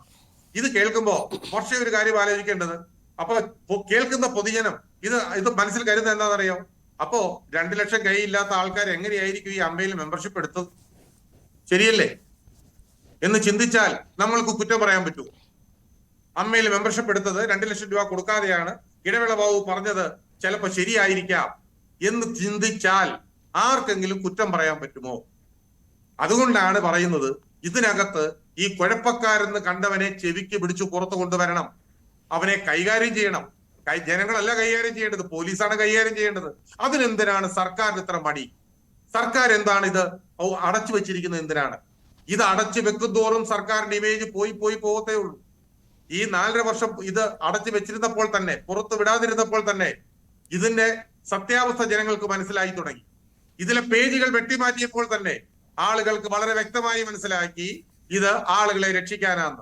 അതോടൊപ്പം തന്നെ സാംസ്കാരിക മന്ത്രിയുടെ അസാംസ്കാരിക പ്രവർത്തനങ്ങൾക്കുള്ള ഈ ചില വാചകങ്ങളുടെ പുറത്തു വന്നപ്പോ അതും ജനങ്ങൾക്ക് മനസ്സിലായി ഇത് വളരെ വ്യക്തമായി ചില ആളുകളെയൊക്കെ രക്ഷിക്കാനുള്ള ഒരു പടപ്പുറപ്പാടാണെന്ന്. ഇനി പക്ഷെ ഒരു കാര്യം ആലോചിക്കൂ, എത്രയൊക്കെ പടപ്പുറപ്പാട് നടത്തിയാലും, എത്രയൊക്കെ വെളുപ്പിക്കാൻ ശ്രമിച്ചാലും ഇതിനകത്തുണ്ടായ ഈ മുറിപ്പാടുകൾ അത് മുറിപ്പാടുകളായിട്ട് തന്നെ കിടക്കും. മലയാള സിനിമ ഇൻഡസ്ട്രിയുടെ മേളിൽ ഒരു വലിയ വെള്ളിടിയാണ് വന്ന് വീണിരിക്കുന്നത്. ഇതിനൊരു ശാപമോക്ഷം വരണമെങ്കിൽ ഇതിനകത്തെ പേര് കണ്ട കാപാലികന്മാരെയൊക്കെ ഒന്ന് പുറത്തു കൊണ്ടുവരട്ടെ. അത് സർക്കാരോടൊന്ന് തുനിഞ്ഞിറങ്ങട്ടെ. അല്ലാതെ പുതിയ കമ്മീഷനെ പറ്റി അന്വേഷിച്ച് ഒരു 15 വർഷം ഇതിന്റെ പുറകെ നടക്കാനല്ല പറയുന്നത്. ഇമ്മീഡിയറ്റ് ആയിട്ട് കൊണ്ടുവരണം. ഇതുപോലെ പണ്ട് അടൂർ ഗോപാലകൃഷ്ണൻ കമ്മിറ്റി കുറെ നിർദ്ദേശങ്ങൾ വെച്ചിരുന്നു, ഞാനും പോയതാണ്. ആ കമ്മിറ്റിയില് അതിന്റെ നിർദ്ദേശങ്ങളും അതിന്റെ ചർച്ചയ്ക്കും ഒക്കെ AK ബാലൻ സഖാവ് മന്ത്രിയായിരുന്ന സമയത്ത് ഞാനും പോയതാണ് പല പ്രാവശ്യം. അതിനുശേഷം നിർദ്ദേശങ്ങൾ നടപ്പിലാക്കണമെന്ന് ശക്തമായി പറഞ്ഞ കൂട്ടത്തിലുള്ള ഒരാളാണ് ഞാൻ. മന്ത്രി ഗണേഷ് കുമാറിന് അറിയാം, അദ്ദേഹത്തിന്റെ ക്ലാസ്മേറ്റ് കൂടിയാണ്. അന്ന് നടന്നു കഴിഞ്ഞപ്പോ ഇവിടെ എന്തുണ്ടായി? അതും ഏതാണ്ട് 1 കോടി രൂപയോളം ചെലവാക്കിയാണ് അടൂർ ഗോപാലകൃഷ്ണൻ കമ്മിറ്റി കൊണ്ടുവന്നത്. എന്തുകൊണ്ടാണ് അടൂർ ഗോപാലകൃഷ്ണൻ കമ്മിറ്റി അന്ന് പറഞ്ഞ കാര്യങ്ങൾ കേരള ഗവൺമെന്റ് നടപ്പിലാക്കാത്തത്? ഇപ്പൊ ഏതാണ്ട് 7 വർഷത്തോളം കഴിഞ്ഞല്ലോ. അതിൽ ഒരു കാര്യമെങ്കിലും ഇന്ന് വരെ കേരള ഗവൺമെന്റ് നടപ്പിലാക്കിയിട്ടില്ല. ഇപ്പൊ ഹേമ കമ്മിറ്റി റിപ്പോർട്ട് വന്നു, ഇതിൽ ഏതെങ്കിലും നടപ്പിലാക്കുമെന്ന് തോന്നുന്നുണ്ടോ? ഇപ്പൊ ഇവരൊക്കെ എടുത്ത് പുറത്ത് കാണിക്കുന്ന 2 കാര്യങ്ങളാണ്. ഒന്ന്, സ്ത്രീകൾക്ക് മൂത്രപ്പുരയില്ല, ശരിയാണ്, അതുണ്ടാവില്ല, അതൊരു കാര്യമാണ്, അത് പ്രധാനപ്പെട്ട ഒരു കാര്യം തന്നെയാണ്. അതുപോലെ തുല്യ വേതനമില്ല, ഇത് ആരെയാണ് പറഞ്ഞ് പറ്റിക്കുന്നത്? തുല്യ വേതനം കൊടുക്കാൻ പറ്റുന്ന എല്ലാവർക്കും അറിയാം. ചിലപ്പോ ഒരു ഹീറോയ്ക്കായിരിക്കും വില പൊതുജന മധ്യത്തിൽ, ആ ഹീറോയ്ക്ക് കൊടുക്കുന്നതിന് അത്ര എമൗണ്ട് ചിലപ്പോൾ ഹീറോയിന് കൊടുക്കാൻ പറ്റില്ലായിരിക്കാം. ഈ 2 കാര്യങ്ങൾ ഉണ്ടെന്ന് വെച്ച് ബാക്കിയുള്ള ഇതിലെ പ്രധാനപ്പെട്ട ഈ ലൈംഗികത ഉൾപ്പെടെയുള്ള ഈ സ്ത്രീ പീഡന കേസുകളൊക്കെ, പോക്സോ കേസുകൾ വരെ എടുക്കാൻ പ്രാപ്തമായ കാര്യങ്ങളും ഒക്കെ മൂടി വെച്ചിട്ട് ഈ 2 കാര്യങ്ങൾ മാത്രം പർവ്വതീകരിച്ച് കാണിച്ച് ഇത് വലിയ കുഴപ്പമാണ്, ഇത് ഹേമ കമ്മിറ്റി പറഞ്ഞു ഇതൊക്കെ തന്നെയാണ്, അതുകൊണ്ട് ഞങ്ങൾ ഇതൊന്ന് നടപ്പാക്കാം, ഇതിന് വേറൊരു കമ്മീഷനെ വെക്കാം. ഏത് കമ്മീഷനെ വെച്ചാലും നമ്മൾ കൊടുക്കുന്ന നികുതി കാശ്. തീർച്ചയായിട്ടും ബൈജു കൊട്ടാരക്കര, ഇത് നീണ്ടു കിടക്കുന്ന വിഷയങ്ങളിൽ ഇനി പുറത്തു വരാനിരിക്കുന്നത് ആരുടെ എല്ലാം പേരുകൾ എന്നുള്ളതിന്റെ ആ ഒരു ക്ലൂ പോലും ഒരുപക്ഷെ മലയാളി സമൂഹത്തിന് ഇത് ഇത്രയും ഉൾക്കൊള്ളാൻ ആവുന്ന കാര്യമല്ല. 6 ദിവസമായാലോ. പി ഉഷ, അപ്പോഴും ചില പ്രതീക്ഷകളൊക്കെയാണല്ലോ മുന്നോട്ട് നയിക്കുന്നത്. രാഷ്ട്രീയപരമായിട്ടുള്ള ചില പരിമിതികൾ, സർക്കാരിന് പരിമിതിയുണ്ട് എന്നൊക്കെ തന്നെയാണ് തുടക്കം മുതലേ ഇടതുപക്ഷത്തിൻ്റെ വക്താക്കളൊക്കെ പറഞ്ഞുകൊണ്ടിരിക്കുന്നത്. ചില വിഷയങ്ങൾ അതില്ലേ, നിയമവശങ്ങൾ പരിശോധിക്കേണ്ടേ, ഒരു മുഴുവൻ ഇൻഡസ്ട്രിയെ ബാധിക്കുന്ന വിഷയമായതുകൊണ്ട് അതുമായി ബന്ധപ്പെട്ട് പല മേഖലകൾ നിൽക്കുന്നത് കൊണ്ട് ഇത്തരത്തിലല്ലാതെ, ഈ ഒരു പേസിലല്ലാതെ എങ്ങനെ മുന്നോട്ട് കൊണ്ടുപോകാൻ കഴിയും എന്നൊരു ചോദ്യമില്ലേ? ഇത് ഒരു ഇൻഡസ്ട്രിയാണ്, എൻ്റർടൈൻമെൻ്റാണ്, ആളുകളെ മുഴുവൻ ബാധിക്കുന്നതാണ്. ആളുകൾ കണ്ടിട്ടാണ്, ആളുകൾ കാണുന്നത് കൊണ്ട് മാത്രമാണ് ഇത് നിലനിൽക്കുന്നതും. അപ്പോൾ അതുകൊണ്ട് തന്നെ അതിൻ്റെ വില കൊടുക്കുന്നത് സ്ത്രീകൾ മാത്രമാവരുതല്ലോ. അപ്പോൾ അതുകൊണ്ട് തന്നെ സ്ത്രീകൾക്ക് കൃത്യമായി അവരുടെ റൈറ്റ്സ് പ്രൊട്ടക്റ്റ് ചെയ്തിട്ട്, അതായത് അവർക്ക് മൂത്രമൊഴിക്കാനുള്ള അവകാശം, അതുപോലെ തുല്യവേതനം കിട്ടാനുള്ള അവകാശം, മിനിമം വേതനം കിട്ടാനുള്ള അവകാശം തുടങ്ങിയ കാലാകാലങ്ങളിൽ മറ്റെല്ലാ വ്യവസായ മേഖലകളിലും മറ്റെല്ലാ തൊഴിലാളികൾക്കും ഏറെക്കുറെ കേരളത്തിൽ കിട്ടുന്ന എല്ലാ അവകാശങ്ങളും ഇവിടെ ഈ സിനിമാ മേഖലയിലും കിട്ടണം. പിന്നെ അതിലൊക്കെ ഉപരി ഈ ചൂഷണം, ലൈംഗിക ചൂഷണം, അതുപോലെ ഈ ഹേമ കമ്മിറ്റി റിപ്പോർട്ടിൽ അത് കൃത്യമായി വന്നിട്ടില്ല എന്നാണ് എനിക്ക് തോന്നുന്നത്. അതായത് ജാതി, നിറം ഒക്കെ ഉള്ള വിവേചനം അതെല്ലാം ഒഴിവാക്കിക്കൊണ്ട് സ്ത്രീകൾക്ക് കൂടി കംഫർട്ടബിൾ ആയിട്ടുള്ള ഒരു തൊഴിൽ രംഗമായി സിനിമ മാറ്റാൻ ഗവൺമെൻറ് വിചാരിച്ചാൽ കഴിയും. അതിനുള്ള അവസരം തന്നെയാണിത്. പക്ഷേ ഈ എപ്പോഴും ഇവിടെ സംഭവിക്കുന്ന ഒരു കാര്യം എന്ന് പറയുന്നത്, ഇര ഏത് പാർട്ടിക്കാരിയാണെന്ന് നോക്കുന്നില്ലെങ്കിലും അക്യൂസ്ഡ് ആയിട്ടുള്ള ആൾ ഏത് രാഷ്ട്രീയമാണെന്ന് നോക്കി അയാൾക്ക് വിഷമം ഉണ്ടാവാത്ത തരത്തിലുള്ള തീരുമാനങ്ങൾ എടുക്കുന്നതാണ് ഒരു പ്രധാനപ്പെട്ട പ്രശ്നം. നമുക്ക് പല കാര്യങ്ങളിലറിയാം. പിന്നെ അതിൽ വിവിധ രാഷ്ട്രീയ പാർട്ടികളും വലിയ വ്യത്യാസമില്ല. പക്ഷേ ഇടതുപക്ഷത്തിൻ്റെ കാര്യത്തിൽ എന്താ വെച്ചാൽ നമുക്ക് കുറച്ചും കൂടെ ഒരു പ്രതീക്ഷയുണ്ട്.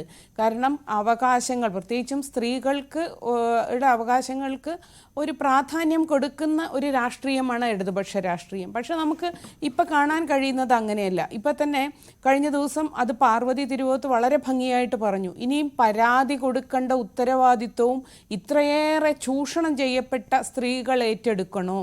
അതൊരു വലിയ ചോദ്യമാണ്. അപ്പോൾ ഇന്ന് നമ്മുടെ വനിതാ ശിശുക്ഷേമ മന്ത്രി പറഞ്ഞു, പരാതി കൊടുക്കാൻ വരികയാണെങ്കിൽ അവർക്ക് സഹായം കൊടുക്കാം. പക്ഷേ എനിക്ക് തോന്നുന്നില്ല അത്തരം സംവിധാനങ്ങളൊക്കെ കേരളത്തിൽ വീക്കാണ്. TB മിനി പറഞ്ഞ ഒരു പ്രതീക്ഷയുണ്ട്, വനിതാ അഭിഭാഷകർ വരെ സഹായിക്കും. പക്ഷേ എൻ്റെ സ്വന്തം അനുഭവത്തിലും മറ്റ് പലരുടെയും ഒപ്പം നിന്നിട്ടുള്ളൊരു അനുഭവത്തിലും ഒരു പരാതി കൊടുത്ത് നീതി കിട്ടുന്നത് വരെ കേരളത്തിലെ സാഹചര്യത്തിൽ ഒരു സ്ത്രീ കടന്നു പോവുക എന്നുള്ളത് വളരെ വിഷമമുള്ളതാണ്. പല തരത്തിൽ മാനസികമായും ശാരീരികമായും സാമ്പത്തികമായും സാമൂഹ്യമായും ഒക്കെ അവർക്ക് ബുദ്ധിമുട്ടുകളുണ്ടാവും. നമുക്കറിയാലോ, ഇപ്പോൾ ഈ കേസിന് ഈ ഒരു റിപ്പോർട്ടിന് ആധാരമായിട്ടുള്ള ദിലീപ് കേസിലുള്ള അതിജീവിതയുടെ കാര്യം എത്ര ബുദ്ധിമുട്ടായി.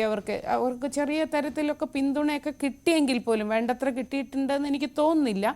പിന്നെ കേരളത്തിലെ എല്ലാ രാഷ്ട്രീയവും സ്ഥാപനങ്ങളും വളരെയധികം ആണധികാരത്തിൽ ഊന്നിയതാണ്. കാരണം ഇപ്പം തന്നെ ഈ 4.5 വർഷം ഇത് സൂക്ഷിച്ചു വെച്ച സമയത്ത് അതൊന്ന് വായിച്ചു നോക്കി അതിലെ കുറച്ച് കാര്യങ്ങളെങ്കിലും നടപ്പായിരുന്നെങ്കിൽ ഇത്രയും പ്രശ്നങ്ങൾ ഉണ്ടാവില്ലായിരുന്നു. പക്ഷേ അതിലെന്താണെന്ന് വെച്ചാൽ ഈ ലൈംഗിക പീഡനം ഉള്ളത് കൊണ്ട് തന്നെ പേടിച്ച് അത് തുറന്നില്ല. കാരണം അതിൽ ആരൊക്കെ ഉണ്ട്, അമ്പുകൊള്ളാത്തവരില്ല ഗുരുക്കളിൽ എന്ന് പറഞ്ഞ പോലെയുള്ള പേടി എല്ലാവർക്കും ഉണ്ടായിരുന്നു. അപ്പോൾ അതുകൊണ്ട് തന്നെ അത് പിന്നെ വായിച്ച് പേടിച്ച് മറച്ചു വെച്ചോ, വായിക്കാൻ പേടിച്ച് മറച്ചു വെച്ചോ എന്നറിയില്ല. എന്തായാലും അത് സൂക്ഷിച്ചു വെച്ചു. പിന്നെ പല ഒളിച്ചുകളി ഇതിനകത്ത് നടന്നു എങ്കിലും. പക്ഷേ എനിക്ക് തോന്നുന്നത് ഈ മാധ്യമങ്ങളുടെ ഒരു സമ്മർദ്ദവും WCCയുടെ ഒരു സമ്മർദ്ദവും പൊതു ആൾക്കാരുടെ ഒരു ഇടപെടലും. പക്ഷേ വളരെ കൃത്യമായിട്ട് നമുക്കറിയാം, കേരളത്തിലെ സാംസ്കാരിക നായകന്മാരോ അതുപോലെ തന്നെ കേരളത്തിലെ വലിയ സ്ത്രീ സംഘടനകളോ പോലും കാര്യമായി ഇടപെടൽ നടത്തിയില്ല. അതും നമ്മൾ പ്രത്യേകം ശ്രദ്ധിക്കേണ്ട കാര്യമാണ്. കാരണം എനിക്ക് തോന്നുന്നത് അവരൊക്കെ തന്നെ മറ്റെല്ലാ പരിഗണനകളും മാറ്റി ഇത് സ്ത്രീകളുടെ ഒരു തൊഴിൽ രംഗം, കലാകാരികളായിട്ടുള്ള സ്ത്രീകളുടെ അതിജീവനത്തിനുള്ള ഒരു സപ്പോർട്ട് എന്നുള്ള നിലയ്ക്ക് കൂടി എല്ലാവരും ഇറങ്ങേണ്ടതായിരുന്നു എന്നാണ് എൻ്റെ ഒരു അഭിപ്രായം.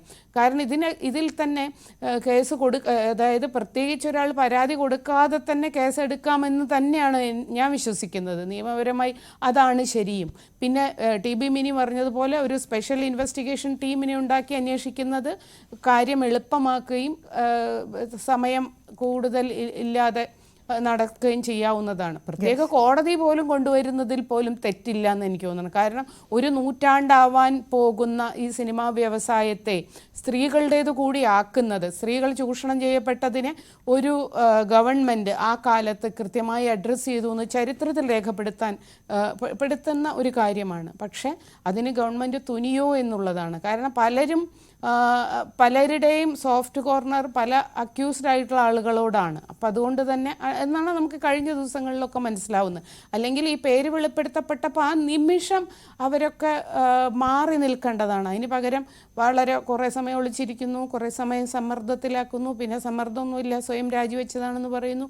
അങ്ങനെയൊക്കെയുള്ള പിന്നെ ഇതിലൂടെ കടന്നു പോവുകയാണ്. പക്ഷേ എനിക്ക് തോന്നുന്നത് എനിക്ക് പിന്നെ വേണ്ടതെന്ന് എനിക്ക് തോന്നുന്നത് കൃത്യമായും ഗവൺമെൻറ് ഈ റിപ്പോർട്ട് വിശ്വാസത്തിലെടുത്ത് അതിൽ ചെയ്യാവുന്ന കാര്യങ്ങൾ ചെയ്യുകയും അതിൽ ചെയ്തിട്ടുണ്ട് എന്ന് ബോധ്യപ്പെട്ടിട്ടുള്ള കുറ്റകൃത്യങ്ങൾ കൃത്യമായി അന്വേഷിക്കുകയും ഇരകൾ പിന്നെ ഇതിലുള്ള ഏറ്റവും പ്രധാനപ്പെട്ട ഒരു കാര്യം ഇതിൽ പരാതിക്കാർ ഇപ്പം ഞാൻ പറയുന്ന WCC പോലും അല്ല, ഇനി ബാക്കിയുള്ള സ്ത്രീ സംഘടനകളും പൊതുസമൂഹവും മറ്റ് സാംസ്കാരിക സംഘടനകളും ഒക്കെയാണ് ഇതിൽ മുൻകൈ എടുക്കേണ്ടത്. കാരണം അതാണ് ആ ഒരു പോയിന്റ് വെച്ചിട്ട് ഞാൻ വീണയിലേക്ക് വീണ പ്രതിപക്ഷത്തെ സംബന്ധിച്ചിടത്തോളം സർക്കാരിനെ കൂടുതൽ സമ്മർദ്ദത്തിലാക്കുക എന്ന് മാത്രമല്ല, ഇതിനകത്ത് വലിയൊരു റോള് പ്രതിപക്ഷത്തിനെ സംബന്ധിച്ചിടത്തോളം ഉണ്ട്. കാരണം ഇടതുപക്ഷത്തുള്ളവർ പോലും ആ ഇടതുപക്ഷ നിലപാടുള്ളവർ പോലും ഇത് തിരുത്തലുണ്ടാകണം, ഞങ്ങളിതാ സർക്കാരിനെ പ്രൊട്ടക്ട് ചെയ്യുന്നില്ല, ഇങ്ങനെ കറക്റ്റ് ചെയ്യണമെന്ന് സമൂഹ മാധ്യമങ്ങളിൽ പോലും പറയുന്നൊരു കാര്യമുണ്ട്. അതാണ് കണ്ടുകൊണ്ടിരിക്കുന്നത്. എല്ലാവരും മാധ്യമപ്രവർത്തകരാണെങ്കിലും അല്ലാത്ത ലെഫ്റ്റ് തിങ്കേഴ്സും എല്ലാവരും ആ തരത്തിലൊരു നിലപാടെടുക്കുന്നുണ്ട്. അത് പ്രതിപക്ഷത്തെ സംബന്ധിച്ചിടത്തോളം കൂടുതൽ എളുപ്പമാണ്. കാരണം നിങ്ങൾ ആ തരത്തിൽ ഒരു പ്രതിഷേധവുമായി മുന്നിട്ട് വരികയാണെങ്കിൽ, അങ്ങനെ ഒരു പോരാട്ടം മുന്നോട്ട് വെക്കുകയാണെങ്കിൽ രാഷ്ട്രീയ ഭേദമന്യേ അതിന് സപ്പോർട്ട് ഉണ്ടാകും. പക്ഷേ അങ്ങനെ ഈ വലിയ നേരത്തെ ശ്രീ ബൈജു കൊട്ടാരക്കര പറയുന്ന പോലെ വമ്പൻ സ്രാവുകളും വലിയ പേരൊക്കെ ഇനി വരാനിരിക്കുന്നുണ്ട്. അങ്ങനെയുള്ള പേരുകളൊക്കെ പുറത്തു വരുമ്പോൾ മുന്നിൽ നിന്ന് ഈ സമ്മർദ്ദം സർക്കാരിന് ചെലുത്താനുള്ള ആർജവം പ്രതിപക്ഷത്തിന് കാണുമോ? ആ ഒരു ആത്മവിശ്വാസം വീണയ്ക്കുണ്ടോ? എനിക്ക് പ്രധാനമായിട്ടും 3 പേരുടെ ചോദ്യങ്ങൾക്ക് ഈ ഒരു സമയത്ത് ഉത്തരം പറയേണ്ടതുണ്ടെന്നാണ് ഞാൻ കരുതുന്നത്. എന്നോട് ചോദിച്ച ചോദ്യം ഈ സ്ത്രീകളുടെ അവകാശങ്ങൾക്ക് വേണ്ടി ഇടതുപക്ഷത്തുള്ളവർ പോലും അല്ലെങ്കിൽ അത്തരം മാനസികാവസ്ഥയുള്ളവർ പോലും നിൽക്കുന്ന ഒരു സമയത്ത് പ്രതിപക്ഷം അതിന് ഒപ്പം നിൽക്കില്ലേ, തയ്യാറാവില്ലേ എന്നുള്ളതാണ് ചോദിച്ചത്. ഇപ്പോൾ ഇടതുപക്ഷ മനോഭാവമുള്ളവർ നിന്നാലും ഇല്ലെങ്കിലും ആത്യന്തികമായി കോൺഗ്രസ് സ്ത്രീകളുടെ അവകാശ സംരക്ഷണത്തിന് വേണ്ടി നിലകൊള്ളാൻ തീരുമാനിച്ചു നിൽക്കുന്ന ഒരു പാർട്ടിയാണ്. നേരത്തെ തന്നെ ഞാൻ അതിനുള്ള ഉത്തരം പറഞ്ഞു. കൃത്യമായി വനിതാ IPS ഉദ്യോഗസ്ഥയുടെ നേതൃത്വത്തിൽ അന്വേഷണം നടത്തണമെന്ന് കേരളത്തിൻ്റെ ബഹുമാനപ്പെട്ട പ്രതിപക്ഷ നേതാവ് തന്നെ അർത്ഥശങ്കയ്ക്കിടയില്ലാത്ത വിധം പറഞ്ഞു വെച്ചിട്ടുണ്ട്.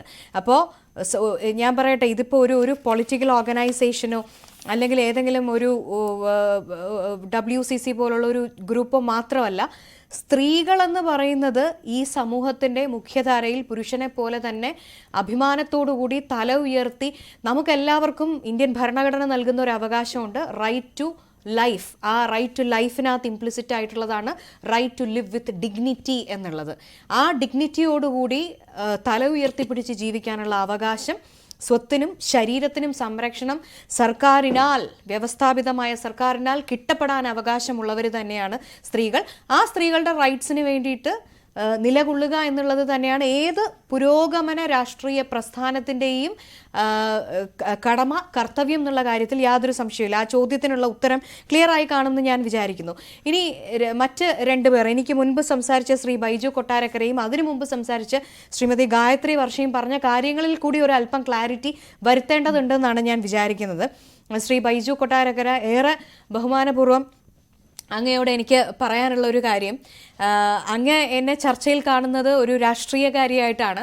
പക്ഷേ രാഷ്ട്രീയക്കാരിയല്ല. എൻ്റെ ആദ്യത്തെ ഐഡൻറ്റിറ്റി ഞാനൊരു കലാകാരിയാണ്. 10-14 വയസ്സ് മുതൽ കേരളത്തിലെ വിവിധ ചാനലുകളിൽ അവതാരകയായി എൻ്റെ ഒരു ജീവിതം ആരംഭിച്ച ഒരാളാണ് ഞാൻ. അതിനുശേഷം ഈ രാഷ്ട്രീയക്കാരിയുടെ മേലെങ്കിൽ ഞാൻ അണിഞ്ഞിട്ട് വളരെ കുറച്ച് വർഷങ്ങൾ മാത്രമേ ആകുന്നുള്ളൂ. ഇനി അവതാരക എന്നുള്ളത് മാത്രമല്ല, മലയാളത്തിലെ വളരെ പ്രസിദ്ധനായിട്ടുള്ള ഒരു സംവിധായകൻ്റെ ടെലിഫിലിമിൽ ഞാൻ നായിക കഥാപാത്രം അവതരിപ്പിച്ചിട്ടുണ്ട്. ചുരുക്കം ചില സിനിമകളിലും അഭിനയിച്ചിട്ടുണ്ട്. അതിനുശേഷം cinema is not my cup of tea എന്നുള്ളത് എനിക്ക് ഉത്തമ ബോധ്യമുള്ളതുകൊണ്ടും ബോധ്യപ്പെട്ടതുകൊണ്ടും ഞാൻ LLB പഠിച്ച് ആ ലീഗൽ സൈഡിലേക്ക് എൻ്റെ പഠനവുമായിട്ട് മുന്നോട്ട് പോവുകയാണ് ഉണ്ടായത്. അപ്പോൾ ഞാൻ ഇവിടെ വന്നിരുന്ന് പറയുന്നത് കേവലം ഒരു രാഷ്ട്രീയക്കാരിയുടെ രാഷ്ട്രീയം കുത്തി നിറയ്ക്കാനുള്ള ഒരു സംഭാഷണമായിട്ട് അങ്ങേപ്പോലുള്ള കലാകാരന്മാർ കാണുന്നുണ്ടെങ്കിൽ എനിക്കതിൽ വളരെ ദുഃഖമുണ്ട്. അങ്ങ് പറഞ്ഞത് സത്യമാണ്, എനിക്ക് രാഷ്ട്രീയമുണ്ട്. ആ രാഷ്ട്രീയം കോൺഗ്രസിൻ്റെ രാഷ്ട്രീയം എന്നുള്ളത് മാത്രമല്ല, അതിനപ്പുറമായി ആത്യന്തികമായി എൻ്റെ സ്വത്വം നിലനിൽക്കുന്ന സ്ത്രീ എന്ന ജെൻഡറിൻ്റെ ആ ലിംഗത്തിൻ്റെ രാഷ്ട്രീയമാണ് ഞാൻ ഇവിടെ വന്ന് സംസാരിക്കാനായിട്ട് ആഗ്രഹിക്കുന്നത്. അതുകൊണ്ട് തന്നെയാണ് പലപ്പോഴും സ്ത്രീകളുമായി ബന്ധപ്പെട്ടിട്ടുള്ള പ്രശ്നങ്ങൾ വരുമ്പോഴാണ് ഞാൻ കൂടുതലായി ചർച്ചകളിൽ സജീവമായിട്ട് വരാറുള്ളത്. കാരണം അത് ഒരു സ്ത്രീകളുടെ പ്രശ്നങ്ങളിൽ ശബ്ദിക്കുക എന്നുള്ളത് എൻ്റെ ഒരു കടമയാണെന്നുള്ളത് കൊണ്ടും ഒരു വിമൻ റൈറ്റ്സ് ആക്ടിവിസ്റ്റായിട്ട് കൂടി ഞാൻ എന്നെ സ്വയം കാണാൻ ആഗ്രഹിക്കുന്നത് കൊണ്ടും കൂടിയാണ് ഇത്തരം ചർച്ചകളിൽ ഞാൻ സജീവമായിട്ട് പലപ്പോഴും വന്നെത്താറുള്ളത്. ഇനി രാഷ്ട്രീയം പറയുന്നില്ലേ എന്ന് ചോദിച്ചു കഴിഞ്ഞാൽ പറയുന്നുണ്ട്. അത് സ്ത്രീയുടെ സ്വത്വ രാഷ്ട്രീയമാണ് ഞാൻ നിരന്തരം പറയാൻ ആഗ്രഹിക്കുന്നതും പറഞ്ഞുകൊണ്ടിരിക്കുന്നതും. അതിനു മുമ്പ് സംസാരിച്ച ശ്രീമതി ഗായത്രി വർഷ അവസാനം പറഞ്ഞു വെച്ചത് കേരളത്തിലെ ഉമ്മൻചാണ്ടി സർക്കാർ എത്ര മോശപ്പെട്ടതായിരുന്നു, അതുകൊണ്ടാണ് അവിടെ ദയനീയമായി പരാജയപ്പെട്ടെന്നുള്ളതാണ്. അവരുടെ ഓർമ്മ തെറ്റാണ് എങ്കിൽ ഗായത്രി ചേച്ചി എനിക്ക് വളരെ വർഷങ്ങളായിട്ട് അറിയുന്ന ഒരാളാണ്. ഈ പറഞ്ഞ പോലെ ഒരു 10-15 വർഷമല്ല അതിൽ കൂടുതൽ പഴക്കമുള്ള ഒരു പരിചയമുള്ള ഒരു വ്യക്തിയാണ്. പക്ഷെ ഗായത്രി ചേച്ചി ആ പറഞ്ഞ സ്റ്റേറ്റ്മെന്റ് തീർച്ചയായിട്ടും പിൻവലിക്കേണ്ടിയിരിക്കുന്നു. കാരണം ശ്രീമതി ഗായത്രി വർഷ വിശ്വസിക്കുന്ന രാഷ്ട്രീയ പ്രസ്ഥാനം തന്നെ കേരളത്തിൽ കാരുണ്യ പദ്ധതി അടക്കം, ഭവന പദ്ധതികളടക്കം, കോക്ലിയർ ഇംപ്ലാന്റേഷൻ അടക്കം എണ്ണമറ്റ വെൽഫെയർ പ്രോഗ്രാംസ് ഇവിടുത്തെ സാധാരണക്കാർക്ക് സമ്മാനിച്ച, വിശ്രമമില്ലാതെ ഉറങ്ങാൻ പോലും സമയമില്ലാതെ ജീവിച്ച ഒരു ദൈവതുല്യനായ മനുഷ്യനായിരുന്നു അദ്ദേഹം എന്നുള്ളത് അദ്ദേഹത്തിൻ്റെ മരണശേഷം തിരുവനന്തപുരത്ത് നിന്ന് പുതുപ്പള്ളി വരെ അദ്ദേഹം നടത്തിയ അദ്ദേഹത്തിൻ്റെ അവസാന യാത്രയുണ്ടല്ലോ, ആ യാത്ര കേരളത്തിന് നേർസാക്ഷ്യമായിട്ട് തെളിവുകളുമായി വന്ന് സംസാരിച്ചാണ് ആരായിരുന്നു ഉമ്മൻചാണ്ടി എന്നുള്ളത്. ആ ഉമ്മൻചാണ്ടിയെ കരിവാരി തേക്കാനും ആ സർക്കാരിനെ വലിച്ചു താഴെയിടാനും വേണ്ടി ഇന്ന് ഭരിക്കുന്ന ഇടതുപക്ഷ സർക്കാർ, അന്ന് പാർട്ടി സെക്രട്ടറി ആയിരുന്ന പിണറായി വിജയൻ സഖാവും ഇന്നത്തെ സാംസ്കാരിക മന്ത്രി എന്നറിയപ്പെടുന്ന സജി ചെറിയാൻ അടക്കമുള്ളവർ ഗൂഢാലോചന ചെയ്തിട്ടാണ് അന്നത്തെ ആ ഒരു പീഡന കഥ വരുന്നതും കഥാപാത്രങ്ങൾ വരുന്നതും എന്നുള്ളതും അതിനുശേഷം സോളാർ കമ്മീഷൻ അടക്കം കോൺസ്റ്റിറ്റ്യൂട്ട് ചെയ്ത് ഒരു സംസ്ഥാനത്തെ മുഖ്യമന്ത്രിയായിരുന്ന വ്യക്തി തന്നെ ആ കമ്മീഷന് മുന്നിൽ ചോദ്യങ്ങൾക്ക് ഉത്തരങ്ങളുമായിട്ട് ഇരുന്നു കൊടുക്കുകയും അതിനുശേഷം CPM അധികാരത്തിൽ വരികയും എന്താണ് കേരളത്തിൽ സോളാർ കേസിന് സംഭവിച്ചതെന്നുള്ളത് ഞാനും നിങ്ങളും സകല മലയാളികൾക്കും അറിയാവുന്നതാണ്. അതുകൊണ്ട് ഉമ്മൻചാണ്ടി സർക്കാർ അത്ര മോശമായിരുന്നു എന്നൊക്കെ പറഞ്ഞു കഴിഞ്ഞാൽ ഒരിക്കലും കേരളത്തിലെ ജനങ്ങൾ അത് സമ്മതിച്ചു കൊടുക്കുമെന്ന് ഞാൻ വിശ്വസിക്കുന്നില്ല. ഇനി എനിക്ക് പറയാനുള്ളത്, ശ്രീമതി ഗായത്രി വർഷ അടക്കമുള്ളവർ ഈ ഉമ്മൻചാണ്ടി സർക്കാരിനെ കുറ്റം പറഞ്ഞ് ചാരി വെച്ച് പറഞ്ഞു പോകുമ്പോൾ ഒളിച്ചു കടത്താൻ ശ്രമിക്കുന്ന അവരുടെ രാഷ്ട്രീയമുണ്ട്. ഇവിടെ പറയുമ്പോൾ രാഷ്ട്രീയമല്ല, എൻ്റെ സ്ത്രീ രാഷ്ട്രീയമാണ് ഞാൻ പറയുന്നത് എന്ന് പറയുന്നതോടൊപ്പം തന്നെ അറിയാതെ ഈ CPMകാർ ഒളിച്ചു കടത്താൻ ഭയങ്കര മിടുക്കന്മാരാണ്. അത് നിയമപരമായി ശരിയല്ലാത്ത പല കാര്യങ്ങളും കടത്തുന്ന കാര്യത്തിൽ മാത്രമല്ല, ഈ നമ്മുടെ ബോധത്തിലിരിക്കുന്ന മനുഷ്യനെ, ഉത്തമ ബോധത്തിലിരിക്കുന്ന മനുഷ്യൻ്റെ ബോധ്യത്തെ തന്നെ മാറ്റിമറിക്കുന്ന ചില മായാജാലങ്ങൾ ഇവർ നിരന്തരം കാണിക്കാറുണ്ട്. കൃത്യമായി ഞാൻ ഓർമ്മപ്പെടുത്താം. ഒന്നാം പ്രളയം നടന്ന സമയത്ത് ഗവൺമെന്റിന്റെ മിസ്മാനേജ്മെന്റിനെ കുറിച്ച് സംസാരിച്ചപ്പോൾ പ്രതിപക്ഷം ഈ ദുരന്ത സമയത്താണോ രാഷ്ട്രീയം പറയുന്നത്, അപ്പൊ രാഷ്ട്രീയം പറയുന്നത് അശ്ലീലമാണെന്ന് കേരളത്തിലെ ജനങ്ങളുടെ ഉപബോധ മനസ്സിലേക്ക് ഇഞ്ചക്ട് ചെയ്തിട്ടുള്ളവരാണ് CPM. അവരിവിടെയും ചെയ്യുന്ന അതാണ്, ഇത്തരത്തിലുള്ള ഒളിച്ചു കടത്തലുകളാണ്. നമ്മൾ വന്ന് സ്ത്രീപക്ഷ രാഷ്ട്രീയം സംസാരിക്കുമ്പോൾ, സ്ത്രീകളെ കുറിച്ച് സംസാരിക്കുമ്പോൾ, സ്ത്രീകളുടെ അവകാശങ്ങളെ കുറിച്ച് സംസാരിക്കുമ്പോൾ മൊത്തത്തിൽ ധാരണയെ തന്നെ മാറ്റി മറിക്കുന്ന ഒരു മായാജാല സ്റ്റേറ്റ്മെന്റ് ഉമ്മൻചാണ്ടി സർക്കാർ മോശമായിരുന്നു, അതുകൊണ്ടാണ് പിന്നെ ഭരണത്തിൽ വരാത്തതെന്ന് പറയുന്നത്. ഇതൊക്കെ തിരുത്തപ്പെടണം. നമ്മൾ സംസാരിക്കുന്ന കൃത്യമായ സ്ത്രീപക്ഷ രാഷ്ട്രീയമാണ്. ഇവിടെ എന്താണ് നമ്മൾ ആവശ്യപ്പെടേണ്ടത്? ഹേമ കമ്മിറ്റി റിപ്പോർട്ട് പൂർണ്ണമായിട്ടും അത് പുറത്തുവിടപ്പെടണം. ഇതിനകത്തുള്ള കൾപ്രിറ്റ്സിൻ്റെ പേരുകൾ പുറത്തുവിടപ്പെടണം. സുപ്രീം കോടതി ഗൈഡ് ലൈൻസ് പറയുന്നത് വിക്ടിംസിൻ്റെ പ്രൈവസിയെക്കുറിച്ചാണ്, അല്ലാതെ കൾപ്രിറ്റ്സിൻ്റെ പ്രൈവസിയെക്കുറിച്ചല്ല എന്നുള്ളത് എനിക്കും നിങ്ങൾക്കും അറിയാം. മുഖ്യമന്ത്രി തന്നെ വന്നിരുന്നിട്ട് സ്വകാര്യത പ്രശ്നമാണെന്ന് പറയുമ്പോൾ ആരുടെ സ്വകാര്യതയാണ് മുഖ്യമന്ത്രിക്കും സാംസ്കാരിക മന്ത്രിക്കും ഒക്കെ സംരക്ഷിക്കേണ്ടതെന്നുള്ളത് നമ്മൾ ഇറങ്ങി നിന്ന് ചോദിച്ചുകൊണ്ടിരിക്കുകയാണ് കഴിഞ്ഞ കുറേ ദിവസങ്ങളായിട്ട്. FIR രജിസ്റ്റർ ചെയ്യണം, ലീഗൽ പ്രൊസീജിയർ സ്റ്റാർട്ട് ചെയ്യണം. ഇത് റൂൾ ഓഫ് ലോ പ്രിവെയിൽ ചെയ്യേണ്ട ഒരു സംസ്ഥാനമാണ്. വനിതാ ശിശു വികസന വകുപ്പിന് ഇവിടെ ഒരു മന്ത്രി ഉണ്ടല്ലോ, വീണ ജോർജ്. കഴിഞ്ഞ ദിവസം പറഞ്ഞു പരാതിക്കാർ വന്നു കഴിഞ്ഞാൽ പേപ്പറും പേനയും വേണമെങ്കിൽ കൊടുത്ത് സഹായിക്കാമെന്നാണോ പുള്ളിക്കാരി ഉദ്ദേശിച്ചത്? എനിക്ക് മനസ്സിലാവുന്നില്ല. ഒരു വനിതാ ശിശുക്ഷേമ വകുപ്പ് കൈകാര്യം ചെയ്യുന്ന മന്ത്രി കഴിഞ്ഞ 2-3 വർഷമായിട്ട് ഞാൻ മത്സരിച്ച വട്ടിയൂർക്കാവ് നിയോജക മണ്ഡലത്തിൽ നിന്ന് ഒരു കുഞ്ഞിനെ ശിശുക്ഷേമ സമിതി കടത്തിക്കൊണ്ടുപോയി മറ്റൊരു സംസ്ഥാനത്തേക്ക് കടത്തിവിട്ടു. അതുമായിട്ട് ബന്ധപ്പെട്ടിട്ട് വന്നിട്ടുള്ള റിപ്പോർട്ട് മന്ത്രിയുടെ കയ്യിൽ അടയിരിക്കുകയാണ്. അവരത് ഇതുവരെ പുറത്തുവിട്ടിട്ടില്ല. ഇതാണ് വനിതാ ശിശുക്ഷേമ വകുപ്പ് മന്ത്രി ഉറപ്പാക്കുന്ന വനിതകളുടെയും ശിശുക്കളുടെയും ക്ഷേമം. ശൈലജ ടീച്ചർ എവിടെയാണ്, എന്താണ് മിണ്ടാത്തത്? ശ്രീമതി ടീച്ചർ എന്താണ് മിണ്ടാത്തത്? ബഹുമാനപ്പെട്ട കേരളത്തിന്റെ വനിതാ കമ്മീഷൻ അധ്യക്ഷ കഴിഞ്ഞ ദിവസം മാധ്യമങ്ങൾക്ക് ബൈറ്റ് കൊടുക്കുന്നത് കേട്ടു. വനിതാ കമ്മീഷന് മാധ്യമപ്രവർത്തകർ അങ്ങോട്ട് ചോദിച്ചപ്പോൾ വനിതാ കമ്മീഷന് സ്വമേധയാ ഇനി അന്വേഷണം നടത്തിക്കൂടെ വെളിപ്പെടുത്തലുകളെ കുറിച്ച്, അപ്പോഴാണ് അവർ പറയുന്നത് ശരി അങ്ങനെ നമ്മൾ അന്വേഷണം നടത്താൻ പോവുകയാണെന്ന്. നമുക്ക് എന്താണ് വേണ്ടത്? കുറ്റം ചെയ്തിട്ടുള്ളവർ അവർ പൊതുമധ്യത്തിൽ റിവീൽ ചെയ്യപ്പെടണം, അൺവെയിൽ ചെയ്യപ്പെടണം. മോഹൻലാൽ എന്തുകൊണ്ടാണ് മിണ്ടാത്തത്? ശ്രീ മമ്മൂട്ടി എന്തുകൊണ്ടാണ് മിണ്ടാത്തത്? ശ്രീ ജയറാം എന്തുകൊണ്ടാണ് മിണ്ടാത്തത്? നമ്മൾ ഇതൊക്കെ ചോദിക്കേണ്ടേ? ഇവിടെ തെരഞ്ഞെടുക്കപ്പെട്ട ഒരു MP ഇപ്പൊ കേന്ദ്രമന്ത്രിയായി പോയല്ലോ, ശ്രീ സുരേഷ് ഗോപി. അദ്ദേഹത്തിന് ആകാശത്തിന് താഴെ ഭൂമിക്ക് മുകളിലുള്ള സകല കാര്യത്തിനെ കുറിച്ചും എപ്പോഴും അഭിപ്രായമുള്ള ഒരാളാണ്. ഈ റിപ്പോർട്ട് വന്നപ്പോൾ മാധ്യമങ്ങൾ ചെന്ന് അദ്ദേഹത്തിനോട് അദ്ദേഹത്തിന്റെ ബൈറ്റ് എടുക്കുമ്പോൾ പറയണം എനിക്കിതിനകത്ത് തൽക്കാലം പ്രതികരിക്കാൻ ഒന്നുമില്ല. അത് വൈകിട്ടായപ്പോഴത്തേക്കും അത് ശരിയാവില്ല എന്ന് ബോധ്യപ്പെട്ടതുകൊണ്ടായിരിക്കാം സർക്കാർ ഇനി എന്താണ് ചെയ്യാൻ പോകുന്നതെന്നുള്ളത് ഞാൻ അറിയാൻ ഇതാണോ ഉത്തരവാദിത്തപ്പെട്ട തെരഞ്ഞെടുക്കപ്പെട്ട ഒരു ജനപ്രതിനിധി കൂടിയാണ് അദ്ദേഹം. അദ്ദേഹം സ്ത്രീപക്ഷത്ത് നിന്ന് സംസാരിക്കേണ്ട ഒരു വ്യക്തിയാണ്. തീർച്ചയായിട്ടും അത് ഉറപ്പാണ്. എന്തെല്ലാം അഴിമതി ആരോപണങ്ങളും അല്ലാത്ത വിഷയങ്ങളൊക്കെ രാഷ്ട്രീയത്തിൽ വരുമ്പോഴും ഇങ്ങനെയുള്ള സംഭവങ്ങൾ വന്നാൽ അതിൽ വിശദീകരിക്കാൻ മുന്നിട്ട് വരുന്നത് ആ രാഷ്ട്രീയ സംഘടനകളെ ഏറ്റവും തലപ്പത്തുള്ളവർ തന്നെയാണ്. ആ കാഴ്ചകളാണ് ഇതുവരെ കണ്ടിരിക്കുന്നത്. അത്തരം സംഭവങ്ങൾ സിനിമാ മേഖലയിൽ നിന്ന് ഉണ്ടാകാത്തത് സാമൂഹിക പ്രതിബദ്ധത അവർക്കില്ലാത്തത് കൊണ്ട് മാത്രമാണ് എന്നേ വിചാരിക്കാൻ കഴിയുള്ളൂ. എത്ര വിമർശനം മാധ്യമങ്ങൾക്ക് നേരെ ഉന്നയിച്ചാലും. പ്രേക്ഷകരോട് ചോദിച്ചു, ഈ രാജികളൊക്കെ കൊണ്ട് മാത്രം ശുദ്ധമാകുമോ മലയാള സിനിമ എന്ന് പ്രേക്ഷകർ കരുതുന്നുണ്ടോ എന്ന് ചോദിക്കുമ്പോൾ ഉണ്ട് എന്ന് കരുതുന്നത് വെറും 10%, ഇല്ല എന്ന് ഭൂരിപക്ഷവും വിചാരിക്കുന്നു. 87% പ്രേക്ഷകരും വിശ്വസിക്കുന്നത് അങ്ങനെയല്ല എന്നുള്ളതാണ്.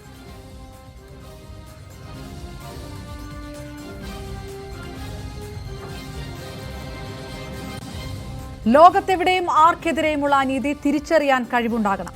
ചെഗുവേരെ ഉദ്ധരിച്ചാണ് നടി ആക്രമിക്കപ്പെട്ട കേസിലെ അതിജീവിത അല്പം മുൻപ് സമൂഹ മാധ്യമത്തിൽ പോസ്റ്റിട്ടത്. ഒരു സ്ത്രീ പോരാടാൻ തീരുമാനിച്ചിടത്തു നിന്നാണ് എല്ലാം തുടങ്ങിയത്. ആ പോരാട്ടമാണ് കത്തിപ്പടരുന്നത്. ഈ തീ സിനിമാ മേഖലയെ മാത്രമായിട്ടല്ല അഗ്നി ശുദ്ധീകരിക്കുന്നത്. എല്ലാ മേഖലകളിലും തീ പടർന്നു പിടിക്കട്ടെ എന്ന് പറഞ്ഞുകൊണ്ട് കൂടി പൂർണ്ണമാകുകയാണ് പ്രൈം ഡിബേറ്റ്. വളരെയധികം നന്ദി വീണ നായർ, TP സിന്ധുമോൾ, P ഉഷ, ബൈജു കട്ടാറക്കൊപ്പം ചേർന്ന എല്ലാ പ്രധാനപ്പെട്ട അതിഥികൾക്കും നമസ്കാരം.